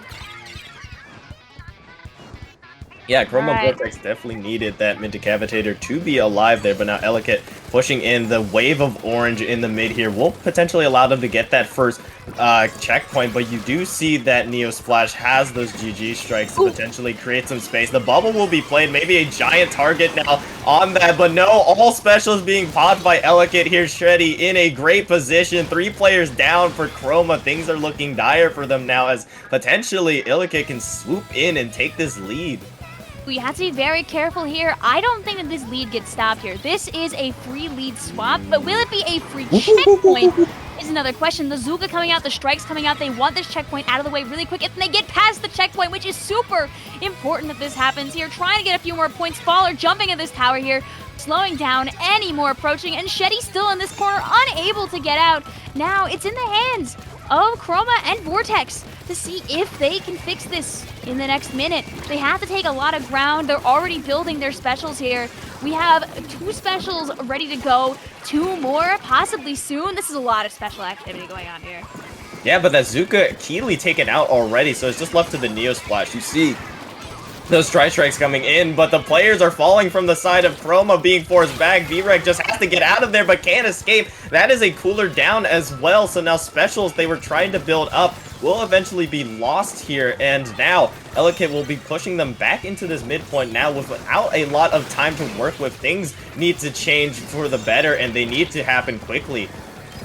Going down on the side of Shetty is unfortunate though, because if you're Chroma Vortex, you don't want them alive. It's unfortunate if you're on Elekid's side, but it's great if you're on Chroma Vortex. Just don't leave that tower behind. All right, we still have somebody on the tower. I thought I stopped moving for a second. Here's gonna be that GG Strikes trying to slow things down here, taking out 1 player, but still a 3v3 for both these teams. The cooler out, and 2 going down on the side of Chroma Vortex. So when they need to be on that tower, rush it too fast and bad things can happen here. Ooh, the 2v3. This is going to be your overtime scenario here. 2v2. Can they stop? They have to get this heavy edit away. Oh, and that's going to be the heavy edit going down. That's the lead spot. It's not about who punches first or who punches hardest, but it's always about who is the last one standing. And the last one standing there, they were able to continue that final push. Chroma yet again punched back, and it almost seems scripted, but we're at a game 5. But that seems like just the theme of this. This is just how both these teams are evenly matched. It was back and forth between all 4 maps, between all 4 games, and it's only fitting that we move to game 5. Wouldn't you say so, Vic? Absolutely. And you know what? If I'm Chad, did you want a game 5? Did you want to see these guys fight more? Because I feel like that answer is yes. These last 2 games especially, they felt each other out in the first 2 games, right? They had their vibe check. And these last 2 games, back and forth. Each team pushing a little bit further every time. And Yeah, here we are. Yes, here we are indeed, and we will return to Clam Blitz for game number 5, but this time it will be on Crab Leg. And I'm expecting the same comms coming out from both teams. Maybe we'll see that Neo Splash, maybe we won't, but what are your thoughts on it? I mean, we've seen the bubble being used to the great advantage for both teams, and those great Zuka shots coming from both sides. I mean, really, what more can be said about both these teams and their special usage? They've been on point, but let's see if this pattern continues between the back and forward, or if Chroma can close things out. Curious, because Ill-Equipped only in their first game ran a no backline, full go type comp, right? And then after that game, when they swapped away from Clam Blitz, they grabbed themselves a lovely heavy edit. Do we see the return of Zap in place of that heavy edit so they can move in fast? Because what they did in that first game is they overwhelmed Chroma and Vortex by just being super quick, by keeping Pain on the ground, by popping out coolers, and not giving Chroma Vortex the opportunity to make many pushes. Yeah, and that's something I think that could happen and a good chance to happen, especially since, I mean, it is Clam Blitz. I mean, you have these faster paced engagements, you have fights going on, fights constantly, and with the pace that NZAP provides, like you just mentioned, compared to Edit, I think it's gonna be a good possibility, and I honestly expect it. But taking a look at the other tournament, not the other tournament, the other game that was played in this tournament, the other semifinal matchup, you see Snowball featuring Lembesser beating Sea Drinkers, who we just saw on stream earlier. So Sea Drinkers will move to the 3rd place matchup, but our finals matchup is potentially already decided between Snowball featuring Lembesser versus one of these teams. So whichever team it is, who knows, but it's all down to game number 5. Here we go here. Oh no! They kept the heavy edit!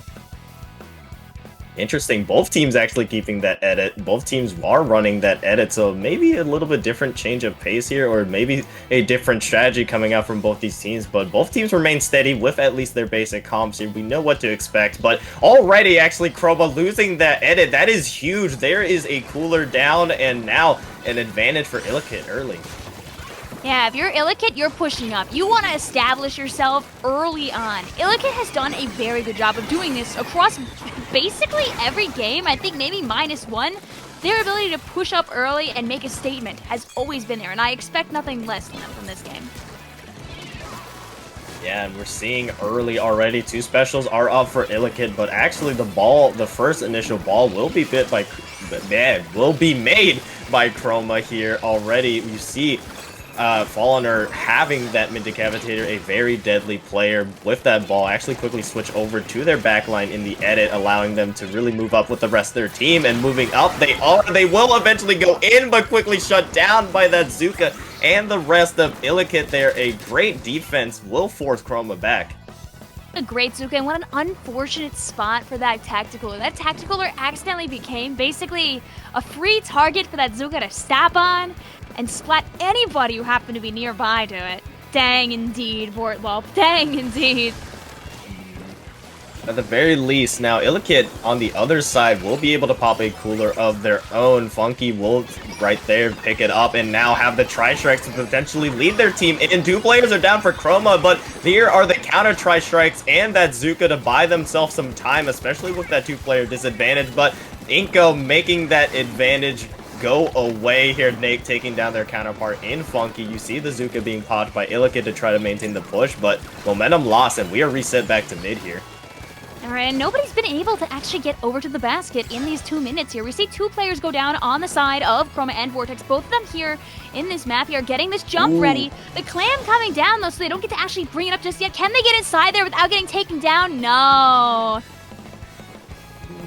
The doors are closing here. Chroma is shutting it, slamming it shut. The Tri-Strikes as well to make the situation a little bit worse. I believe 2 players of Illikit fell in that and is just left to Orion just to fall back with that ball. Being that edit, being the backline, just has to run for the hills now. Momentum switch. Chroma now have an opportunity to push, but so far no one has been able to get points on the board, so this may be a game where really whoever just gets a score on the board will win it, but it remains to be seen as we see just Tri-Strikes going out left, right, and center. We've seen the stamina from Chroma where they're willing to keep trying over and over again until they get that one really good push. And here goes a couple more players from Illiquid going down here. It's going to be a 1v3 situation here. Funky can't go down or else those clams are going to go in. And with that wipeout, that is a giant sign to say, hey, push, push, push. And that is what Chroma's doing, knocking it down to the 59-point mark. Now, that is key. You are under that 60-point threshold, what you want to be under, because not only does it allow you to maintain the lead after getting that pity clam and another ball in, but it really allows you to have a little bit of a cushion to play with. But they can't rest on that lead for sure, as Illikit are a resilient team. However, with a minute and 25 seconds left, there is limited time to really work with. So let's see if Illikit can really get a push going, especially since Chroma is doing a really good job of defending the mid control here now, especially with those Tri-Strikes. Potentially trying to go for a second push here. Baller. Yeah, Chroma's paint control in this game has been really good, especially after that first minute, where I feel like Illikit had that control and ever since hasn't been able to really regain it back. You saw that when Chroma was done pushing, they did back out before all their teammates died, which meant they didn't lose all of mid even after their push. With a few members going down here from Chroma, though, this is the opportunity that Illikit needs. They need to get this map purple first before they go running into this basket. In this last minute, you can make some really big mistakes if you push in too fast, so you gotta be careful. Things can happen so fast in Splatoon, and that's what I love about it. It is so volatile, and Clam Blitz is, I believe, the most volatile game mode in my opinion. But seeing things now going down to the wire, 30 seconds left, you see these two specials in Chroma Vortex's pockets here, preparing for this inevitable attack, because it is Illikit's tournament on the line, at least for their grand finals here. But time is running out. Shetty does have bubble to potentially go in, but the Zuka is there. 15 ticks left. You see V-Rect with the edit on this left side, just trying to rain down hell from anywhere, trying to see if they can find any Illikit members. 5 seconds are left. Overtime looms. It will be one final effort and one final hurrah for Illikit, but will it be enough? Yeah, we only have one special, two specials now ready on the side of Illikid. Need to be careful in how they run this here. The V Edit being able to grab this ball here. Can they push in without getting caught by everything firing at them? No, it's just going to be on the side of Inko here. They have to get Inko down from that position if they want to be able to continue this push. If Inko doesn't get caught and instead gets a pick here, it's going to make things very difficult. But here comes the jump and they give that Clam and it's a complete switch. Whoa, man. One good push. It's what you said the whole time. Who Down to the punches wire. last?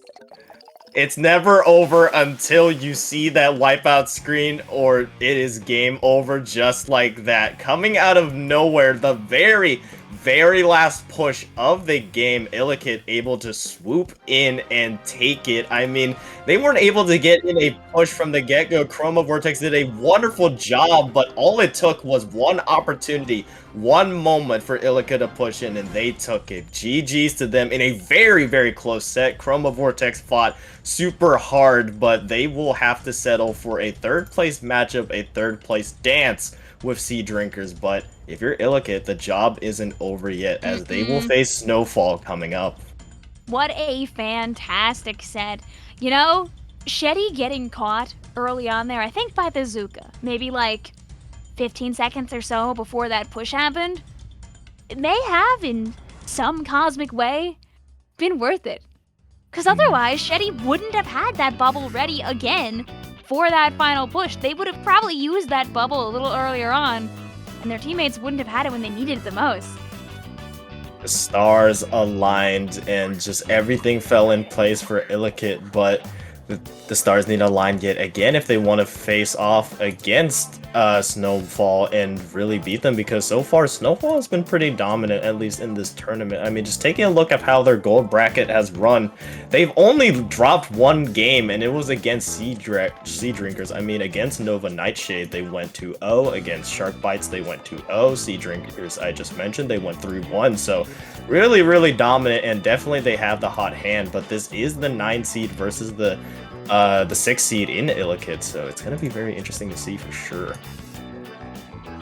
Like, do we get another close set like that? That was so much back and forth, and like, that was such a good game to watch. I'm very happy to be here.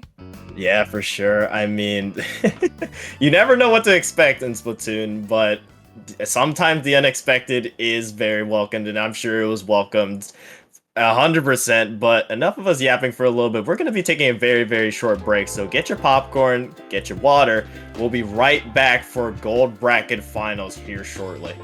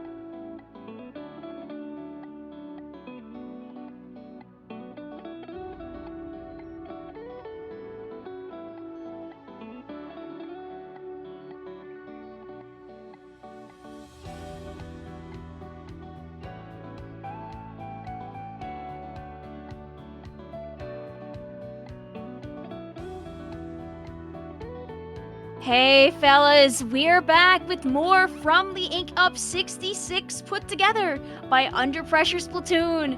Do you guys remember Laquiet, who we just saw? I messed up that pronunciation again. Oh no, we're gonna call him ill. I'm gonna call him ill because you know what? They're so sick with it. Coming back from that crazy set, it was ill. Then they got a game taken from them by Chroma, and then it was ill again, and then it was Chroma, and then it was ill for a wild 3-2 set that I hope, if you're here right now, you were here to witness. And if you were not, we've got what's probably going to be another spicy match ahead of us here. We've got the 6th seed and a 9th seed ready to fight to win this whole thing tonight. Here in bronze. Here in gold, not in bronze. Uh-oh. I'm here with Rocket, and I hope that you're doing well. I'm doing wonderful, Vic. I mean, I was on the edge of my seat at the very end of that, but moving on from things now, Illichit with the hot hand, but Snowfall definitely have a burning hand of their own. I mean, throughout this entire gold tournament, I mentioned it before the break, they have been on a tear, really only dropping one map so far in this gold bracket, so it is going to be a powerhouse matchup here. And where else to start on Rainmaker Humpback? Let's see what both these teams have for us. We just saw what Illichit likes to run, but let's see what Snowfall likes to bring. We see already a Charger, very, very interesting indeed. Blaze will come out with that Neo Sloshing Machine. We do see a 2-shot comp. I mean, we have the shot, we have the Gal, and then the Dredge and shot here, and the snipe. I mean, that Vac is going to be really, really useful for Snowfall, especially for pushing past that first checkpoint. Still beating heart. Oh, this is what we do every single time I go to the Big Dapple. Every time my friend Red, P-Leader, they only play VCHAR on this map mode, because we do exactly this. VCHAR plus back, Rainmaker Humpback, we never lose. They're gonna win this one. Sorry, Liquid. Sorry, Illiquid, you might have it right now, but I think Snowfall's taking it. I think Snowfall's taking this one.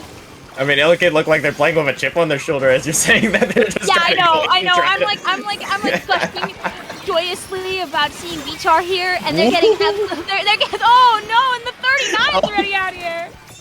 Oh no, a little bit of commentator's curse potentially, maybe, I don't know, but we're seeing here, off to a fiery start, Illiquid managing to knock it down to the 39 point. Snowfall do have plenty of time, obviously, to recover, but this all starts with getting that key first checkpoint. But we see here, we see that roller just sharking, just trying to find that player, and just like that, 3 players go down for Snowfall. It is just left to Jester, who will eventually get taken out. That will be a staggered wipeout. Now Illiquid continue to try to just go for the KO punch here, not putting their pedal off the I messed up that phrase. Off the metal, that's okay, good enough, just good the enough. pedal to the metal, yeah, but look at this, they're going down to the 13th and the 8th. Oh, what a great shot by I'm Jester to save that there. Here's the thing though, you can have that vacuum, but if you never have the chance to use it, it's unfortunately not doing anything.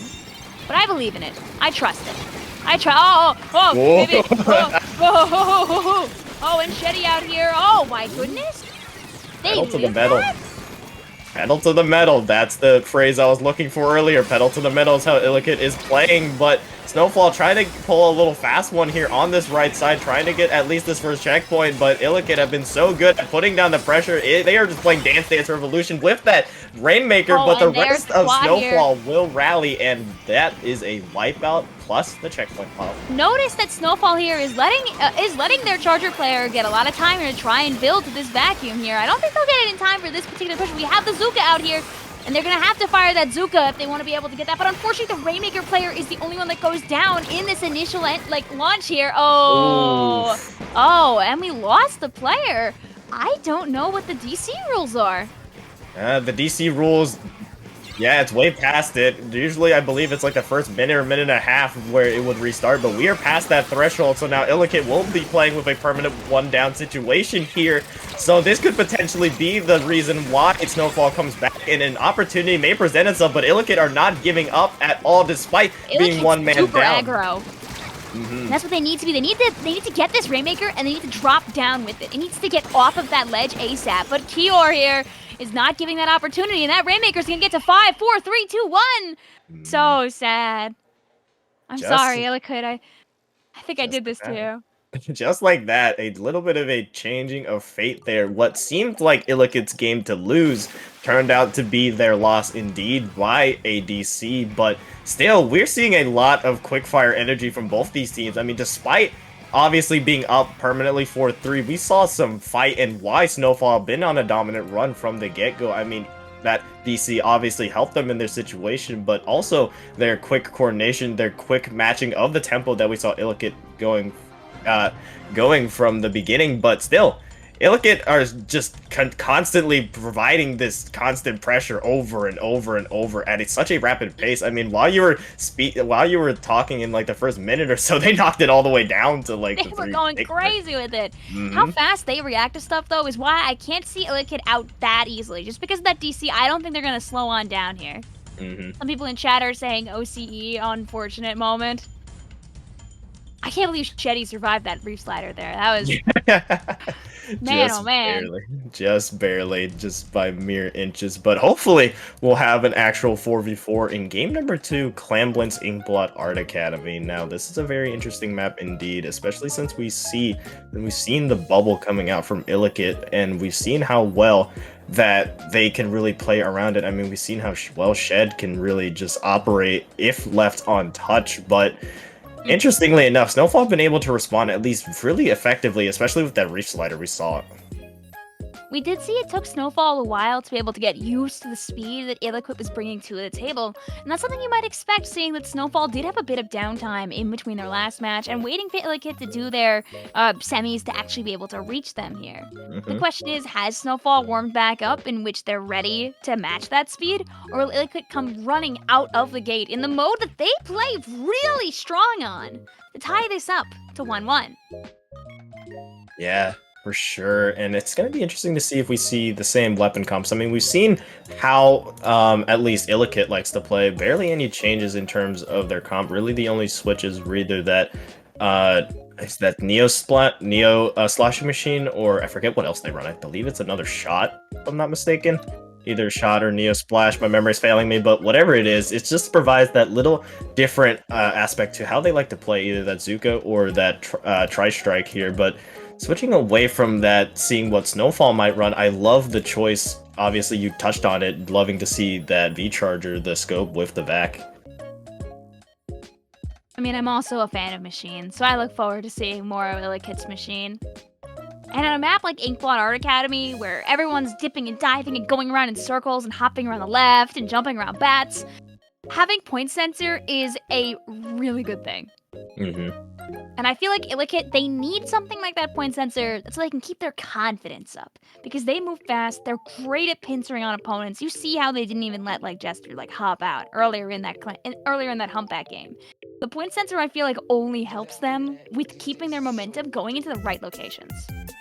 Yeah, and it allows someone like Shetty to really just close in on these players and really pop out of nowhere. I mean, just being able to know where someone is as a close range player, such as Shetty, on that roller just allows you to have these pop-off plays where you get 2, maybe 3 at a time, and that really opens up for the rest of their team. So it's going to be interesting to see if Snowfall can counter that, because initially when it was an even 4-4, they seem to be falling back a little bit, and a little bit surprised by that tempo. But like you mentioned at the beginning of this intermission, maybe they've at least gone accustomed to how they play. Now they're like, okay, this is the energy that Illakit is liking to run. Let's counter it, and this is not the right map.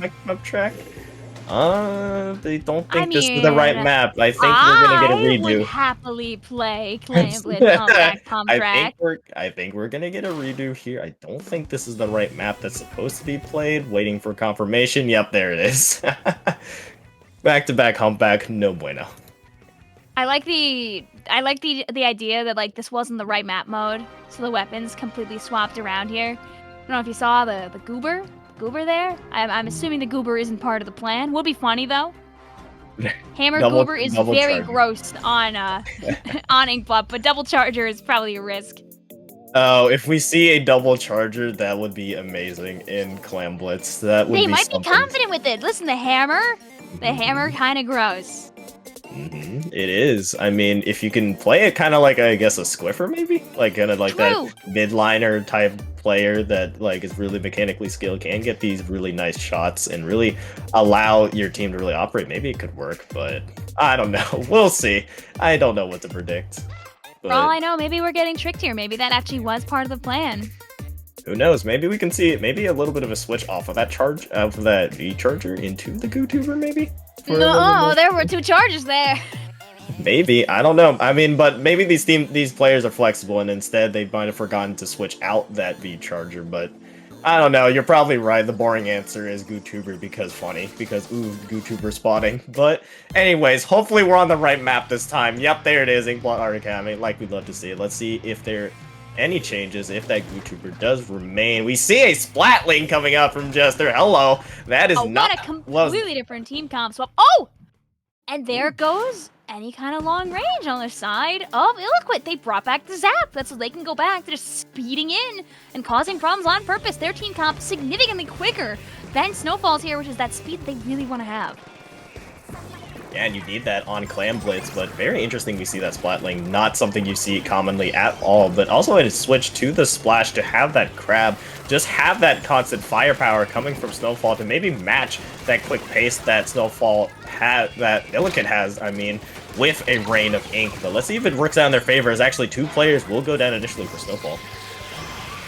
Honestly, Snowfall, they have that Kraken, and that can be a bit of a problem, a thorn in Illakit's side, because Illakit can do all of the pincering, all of the fighting, all the moving that they want, but what are they going to do against the Kraken? Unless they go down, which they just did, so commentator's curse, haha. Yeah, you say something and the opposite happens. That's always how it is. Quick pick there from Kyer. I believe that was a bomb? Off screen there, but eventually it will allow them to at least have a greater hold and greater control on this mid here. Crab is available for Snowfall on this right stack, and you see it pop right there, but the backstab coming in from the roller, and who else but Shetty? Shetty is a player you have to keep an eye on. Continuing to They're scary position here, getting a crazy double. But do they have the clams to run this in right now? I am not sure. Shetty taking care of one more player here. Also, this bubble being here just long enough to let one of their players run on in here. But Orion not able to do much more than bring in that first clam. If they can't bring any more follow-up, they've basically just given Snowfall a free pity clam. And they get a couple extra clams in here. It's going to be a 2v2. I'm not sure if Blaze is going to be able to get much more here. Trying to go for one more pick. And we're going to see Stuki getting a very good double. Trying to go for a third here. Bringing out the whale and finally going down. Yeah, you're not under that 60-point threshold though, so things can turn on its head if Snowfall can get a push going. You have the pity clam, and you see they just built another clam on that left side. Quickly taken down is that roller, and now Snowfall, with a one-player advantage, can really operate the middle of this field without having to worry about a pesky roller looming, but they need to act on it fast because that roller just respawned in. The Kraken being popped now to create some space here. You see the two balls being moved towards the goal, but only one will even make it there. Now down, at least the basket is open here, but will there be any follow-up? No, 3 players down. It is just left to Jester in this mid, who will get taken out, and that is a delayed wipe. Would you say that Snowfall is hoping to start up a bit of a snowball? Now here's the problem we see here though, is Illiquid wants to be able to push up ahead, push in fast, cause problems on purpose. But Snowfall, if you ask me, has been holding down more of the paint. And that's keeping Illiquid from being as fast as they want to be here. Yeah, and we're seeing the crab yet again being popped. This is the bread and butter of how Snowfall likes to push. Plus the Kraken as well, but Keely, the ball carrier, is fallen there, and now a scramble for that ball to potentially make some use out of this push. But we're seeing here, despite the map being mostly blue in mid, a push has not been able to be had yet. But maybe a kill onto Funky could change things, but a quick trade off will leave them still stagnated in this mid here. Both teams have scored, but still Illiquid with a slim lead. Yep. It's a good 2v2 right now, one player coming back on each side. Illiquid has had, they've still been trying to be as aggro as they can be. Ooh, and one player going down, just as I'm complimenting the aggro pushes that they've been trying to push.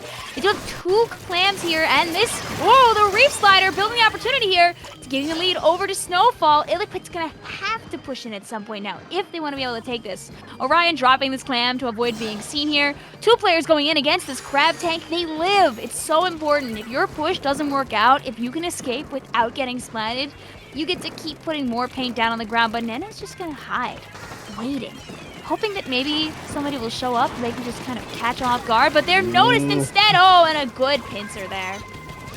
Yeah, but we see Shetty making some damage there, and Keely providing the jumps for the ball. Only one will find its mark, but just like that, the lead is lost. Illiquid with a quick dive in and scoring of the basket there. 30 seconds left for Snowfall to try to take this lead back, but what a well-executed quick push there from Illiquid. You had the roller come in, pop that bubble, and immediately just create that space for the rest of their team.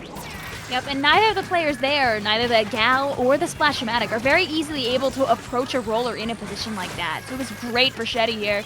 Everybody kind of pulling this crab tank here. Nobody wants Shetty to be anywhere near that block. Did you see everybody collapse down on them? Yeah, right, all so attention on them.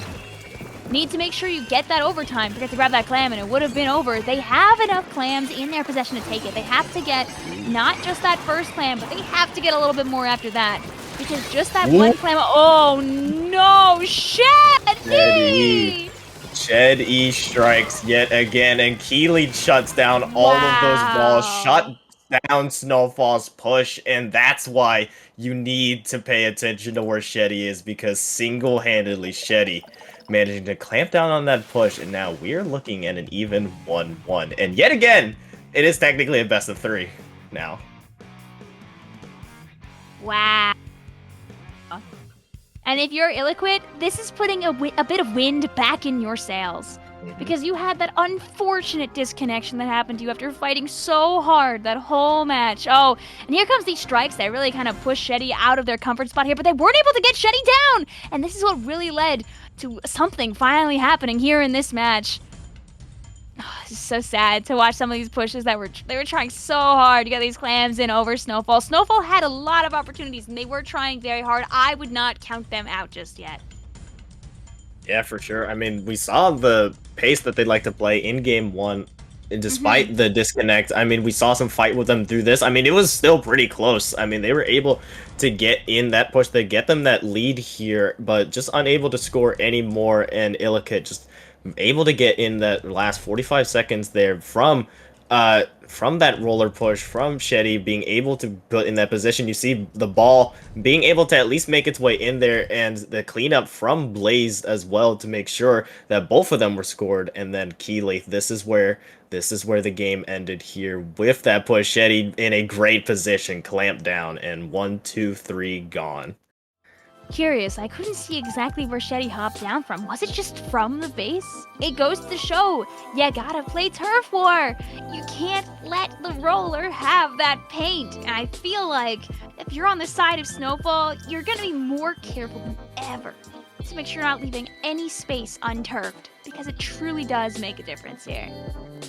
And what more of a map that rings true on, like a very flat map like Barnacle and Dime. Very good transition here. We're swooping straight into things here, and yet again we are seeing a very interesting comp coming out from Snowfall here. Just a very interesting Neo Splash plus Scout. Obviously that Dread for the Reef Slider Cheese, and Jester yet again on that Splatling. Looking at the other side, same comp coming out from Illicut, obviously having that Neo Splash, Neo Slashing Machine, I mean, excuse me. Yeah, and now they have a backline again. They brought back the heavy edit. Here's the thing. Will they put enough paint on the ground on those sides? Are they going to give free reign to that roller? You will hope not. Ooh, and the roller has to back up, seeing that come down here, but a great placed bubble. You see, here's the thing about a bubble. If you can get it on your enemy team's side of the map, you can take the enemy team's side of the zone, while your teammates more safely take your own side, letting you easily take that zone. But getting over there is a risk. If you go in too soon, you can get caught up before you put that bubble down. Now you've wasted your bubble, you've wasted your life, and you've put your teammates in a disadvantageous position. It worked out this time, but you gotta be really careful about it. It is a dangerous game for sure, and now Snowfall will have control of the zone, trying to get that lead here. A quick pick onto Shetty will at least put some pressure off of Snowfall and let one less thing to worry about, but they need to worry about continuing to control the zone, especially with Blaze with the Zuka. Will at least find Nene there. Pressure by Blaze there. And now trying to continue to stay alive, actually going 2 players down. Illicut will at least have the momentum now, but this Reef Slider could potentially flip the zone, but quickly taken down there. Great trade. It's a good way to burn some time, at least here. We're going to see Illicut back in control of the zone again, with the strikes coming out, taking care of this bubble. Easy peasy lemon squeezy here. Jester trying to scare people off and catching a great pick when they land here. Jester's going to have to run away, unfortunately, before they can get a double. But forcing Illicut back onto their side is very good here. You can see there's not too much green ink for a little bit of a sneak from Shetty here, which is exactly what they want to see. Getting past this corner is always the hard part. Going down that bottom side has proven not to be the best option often.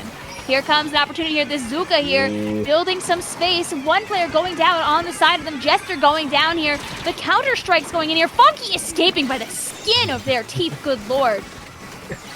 This little dancing around there, just trying to dodge those strikes, and Illicut are back in the zone. Reef Sliders there will find, I believe, 2 there as well. A great Reef coming out from Kior there, and now will allow Snowfall to get back into the swing of things. That point sensor will point them out, but still a very, very small penalty to really work through if they wanted to go straight for this knockout. Illicut trying to recollect themselves. They have 2 specials available. They have that Zuka. They have those tri-strikes. Just wait for them to pop, and then you'll see an Illicut push. But it needs to happen soon if they want to prevent this penalty.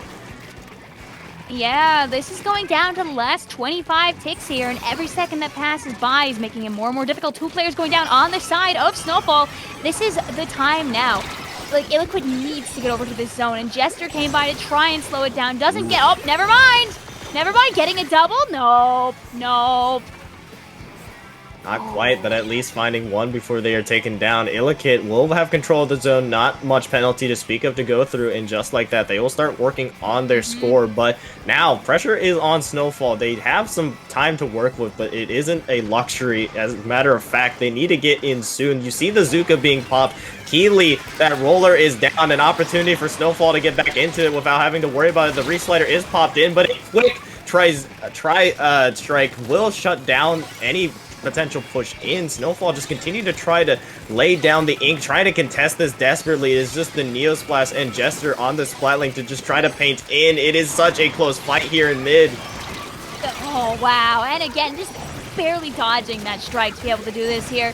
Almost everybody going down on the side of Illakit is the opportunity, though, that Snowfall needs to take this zone back. It was so crazy. So you had 2 players go down on Snowfall, 2 players go down on Illakit. And in the end, Snowfall was able to take that zone back. Oh, and there's Shetty sneaking in again. You remember when I was talking about that roller bubble? How you want to be able to get it in, but sometimes you end up dying putting it down. That's exactly what just happened here. The first time it didn't happen, but this time it did. Yeah, pressure on Plays a Illakit. lot of Junior. I can tell you, I've doubled in a couple of bad spots in my time. Ooh. Yeah, and then just having a player walk into the bubble and take you out in a matter of moments here. And speaking of matters of moments, the number of moments left in this match is dwindling. 20 ticks left, 20 seconds left, I mean, for Please Illakit want that to pick really... so much. Oh, no.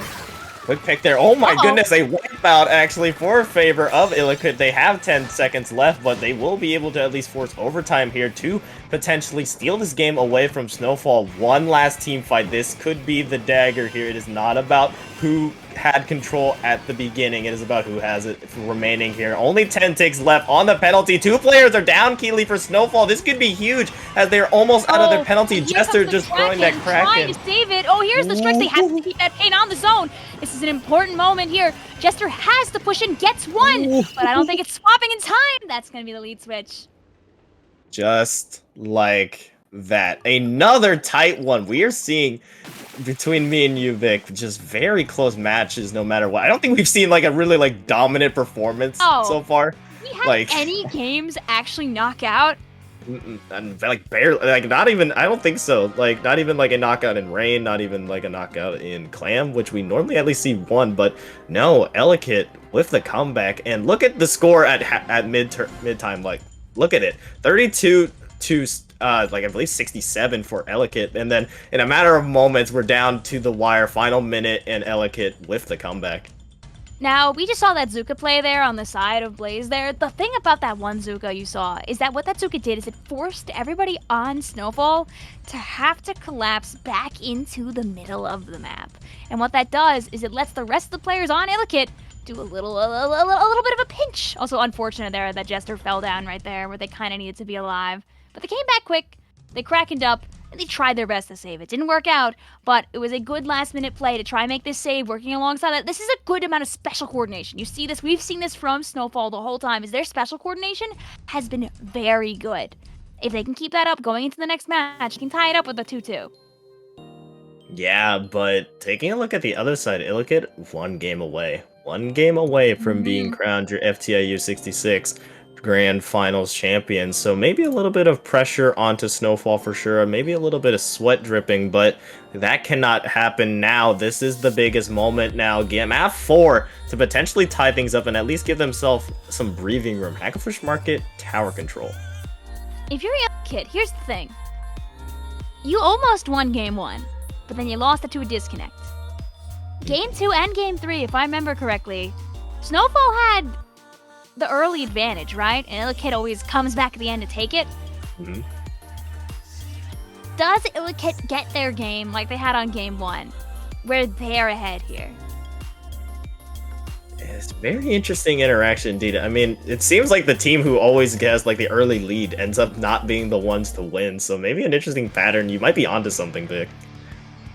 We'll have to find out the fun way, which is watching this game 4, which could be match point 4 from the Ink Up 66. I'm seeing a blaster. I'm seeing a blaster coming out from Snowfall. I love it. The interesting pick. It makes my heart happy as a blaster player there. Seeing the custom blaster with the point sensor. Double point sensor also from the Splatling as well, but that splashdown can prove really deadly, especially countering that roller that has been such a problem for Snowfall so far, but often early start at least taking out their shot. One player up here, but Shetty just right on cue there will even things up on that right side. Yeah, you know what? If I'm them, I'm tired of that roller. I'm throwing point sensors in every single direction. I've had enough. And Shetty, in case you ever listen to this VOD, it means you're doing a good job. I mean, you're doing a fantastic job, by the way. I can imagine they're tired of you. They're tired of you. But that's what you want. Positive. That's what you want. But there with the bubble, trying to get a push going is Ellicott, trying to get for that first checkpoint. A little bit of a backstab there from Snowfall will allow them to create some space, and actually just like that, a delayed wipeout. Now Snowfall will allow themselves to mosey on along towards this first checkpoint, but this is the interesting thing about Hagglefish Market Tower Control. It is an uphill climb, quite Absolutely. Literally, as it is an elevation disadvantage the entire path up the tower path. Thing. You're Kior, right? You've got yourself that blaster with the splashdown, unfortunately going down before I can explain what their plan probably is. Anyway, it's a close quarters tower control run, and that splashdown is great for forcing our way up that hill. We'll have to wait to see them get it, though. As now, Ellicott will try to mosey themselves along towards their own first checkpoint here, and we're seeing the point sensors being thrown out left, right, and center. There's the roller going down. Now Snowfall can breathe a little bit easier here. On that left side, we see two members of Snowfall taking that 2-on-1. We'll at least get a trade out of it. Two players still stand for Snowfall. Now make that one. Just Nene left, really in a great position, playing a little bit of Dance Dance Revolution. Is that roller on that tower? Shetty just continuing to be a problem, and with a bubble And as well. This there's push the is looking bubble. dangerous. Absolutely. Although we have seen everybody hop off that tower for a minute. Oh, never mind. Okay, someone did get back on. We're going to have just a 1v2 going on here for this tower. Shetty jumping on in to grab a pick before they get splatted here. We're going to be entering very close to that final checkpoint here. Funky putting those strikes down before smoothly hopping right back on that tower. You see how we don't have two of them hopping on at once. They're using their man advantage to their advantage here. Oh, and that could be where this slows down for now, I think. See Funky there looming. Who they know? Ooh, they do now. They especially do now. You see three members whale turning knows. their attention over there, and that most likely means Funky made out. Yep, you see the jump away as well, but Snowfall will at least be able to hold on, will at least allow this game to continue. Denying the knockout. Shetty, though, still a problem, will eventually be taken What out. a good pick from our blaster player there. Ooh, there's Up a and goodbye, splashdown. Blaze. I felt that in my bone. Oh, did they live? I think they lived that. They managed to escape Wow. that. Never me. That would never happen to me. Wow. Good job, Blaze. Yeah, and continue to move along. Shetty is out of the picture, so now the rest of Snowfall can really operate here. You see Funky taking this 1v1 on the right side. Will take Ooh, actually a really the trade good pick, there. actually there. Here's the thing. Does Snowfall make it all the way up to 18? They got a lot of work to do, and there's that. Oh, you see what I said? See what I said earlier about that splashdown? There it is coming in here. This great double coming out here on the side of the 52 player. This is good. This is good. It's a 3v2 right now. The snowball is in their favor here. If Kior can get a couple of picks in this blaster, however, they're not going to be by the tower when their team might need them. Shetty getting a great pick here and taking this tower slowly back towards the middle of the map here.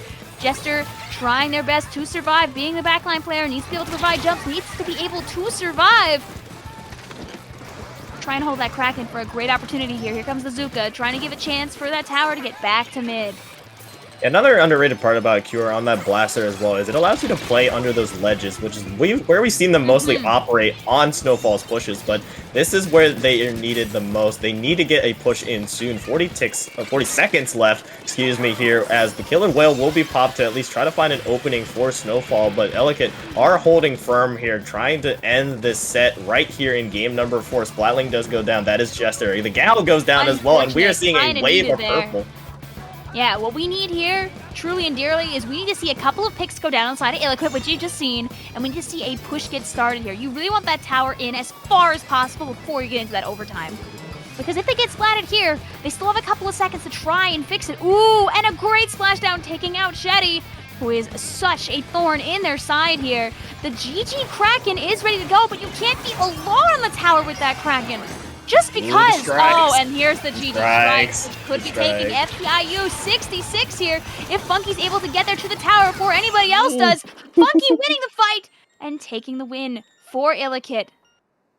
Just like that. That's all it took. Maybe one game taken off of that, but they will complete the gentleman's sweep. 3-1 Illikit is your final score for FTIU Week 66 Finals, and your winners, Illikit, with Noctis, Blaze, Funky Kong, and Sheddy, the roller.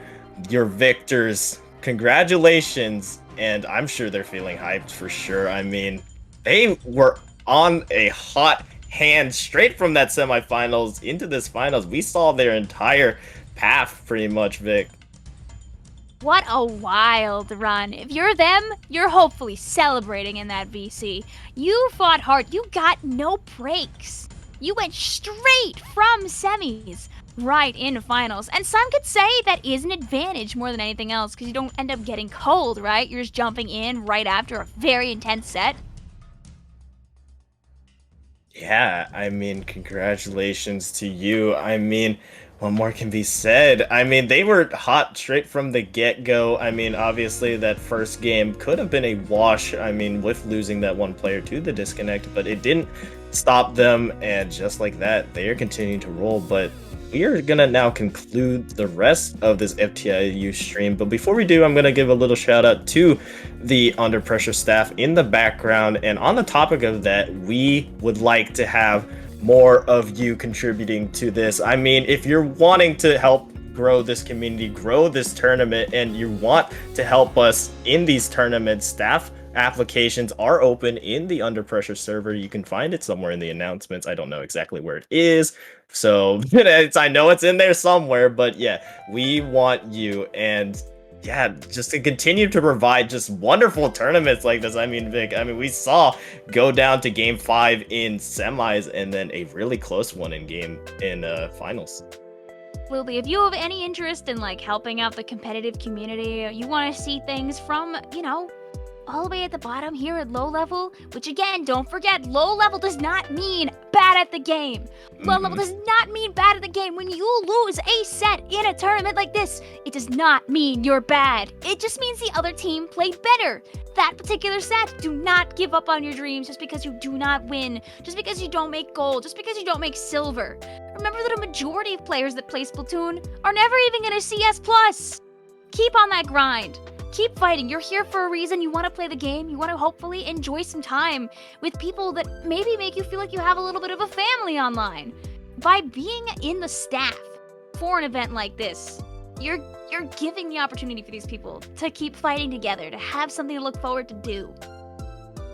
I could not have said it better myself, Vic. I mean, just taking a look, if anyone was interested in how the third place matchup is going, 2-1 is the score in favor of Chroma Vortex versus Sea Drinkers. They are still fighting on Rainmaker Scorch Gorge, so we will see how that turns out, but we will have to look to Sendu to see that results as we are concluding here. But before we do, where can the people find you, Vic, on the interwebs? Like all over the place. You find me, I'm Vic Vion. There's no third eye in Vic Vion. Don't make that mistake. Somebody always realizes it at least once a week. They're like, wait a minute, there's no third eye in there. It's VICVILLON. I am mostly just yapping and yapping on Twitter, and when I'm not, I'm yapping and yapping on YouTube. Wee! I'm trying to sell merch? Question mark? But I have no idea how to run a Shopify. So I've spent half of today trying to figure that out. Uh-oh. Oh, but we'll be on the lookout for sure. I'm sure that's coming around the corner, huh? Hopefully. Yeah. Hopefully. Yeah, Ready but for if you you, want to... Rocket. Yeah, but for sure, if you want to see me yap somewhere, I am at Rocket_Splat on Twitter and Twitch. I'm Rocket1 on Blue Sky, hopefully to get that going. I'm trying to make the switch. It's a little bit slow at the moment, but I will eventually. But yeah, besides that, thank you all for watching. Thank you to Jorion for being our wonderful streamer in the background. Thank you to the 2 staff, yes, 2 staff that worked through the entirety of FTIU. This is why we want you to help us with this. So yeah, thank you for working overtime. Thank you all for watching, and we will see you in the next FTIU.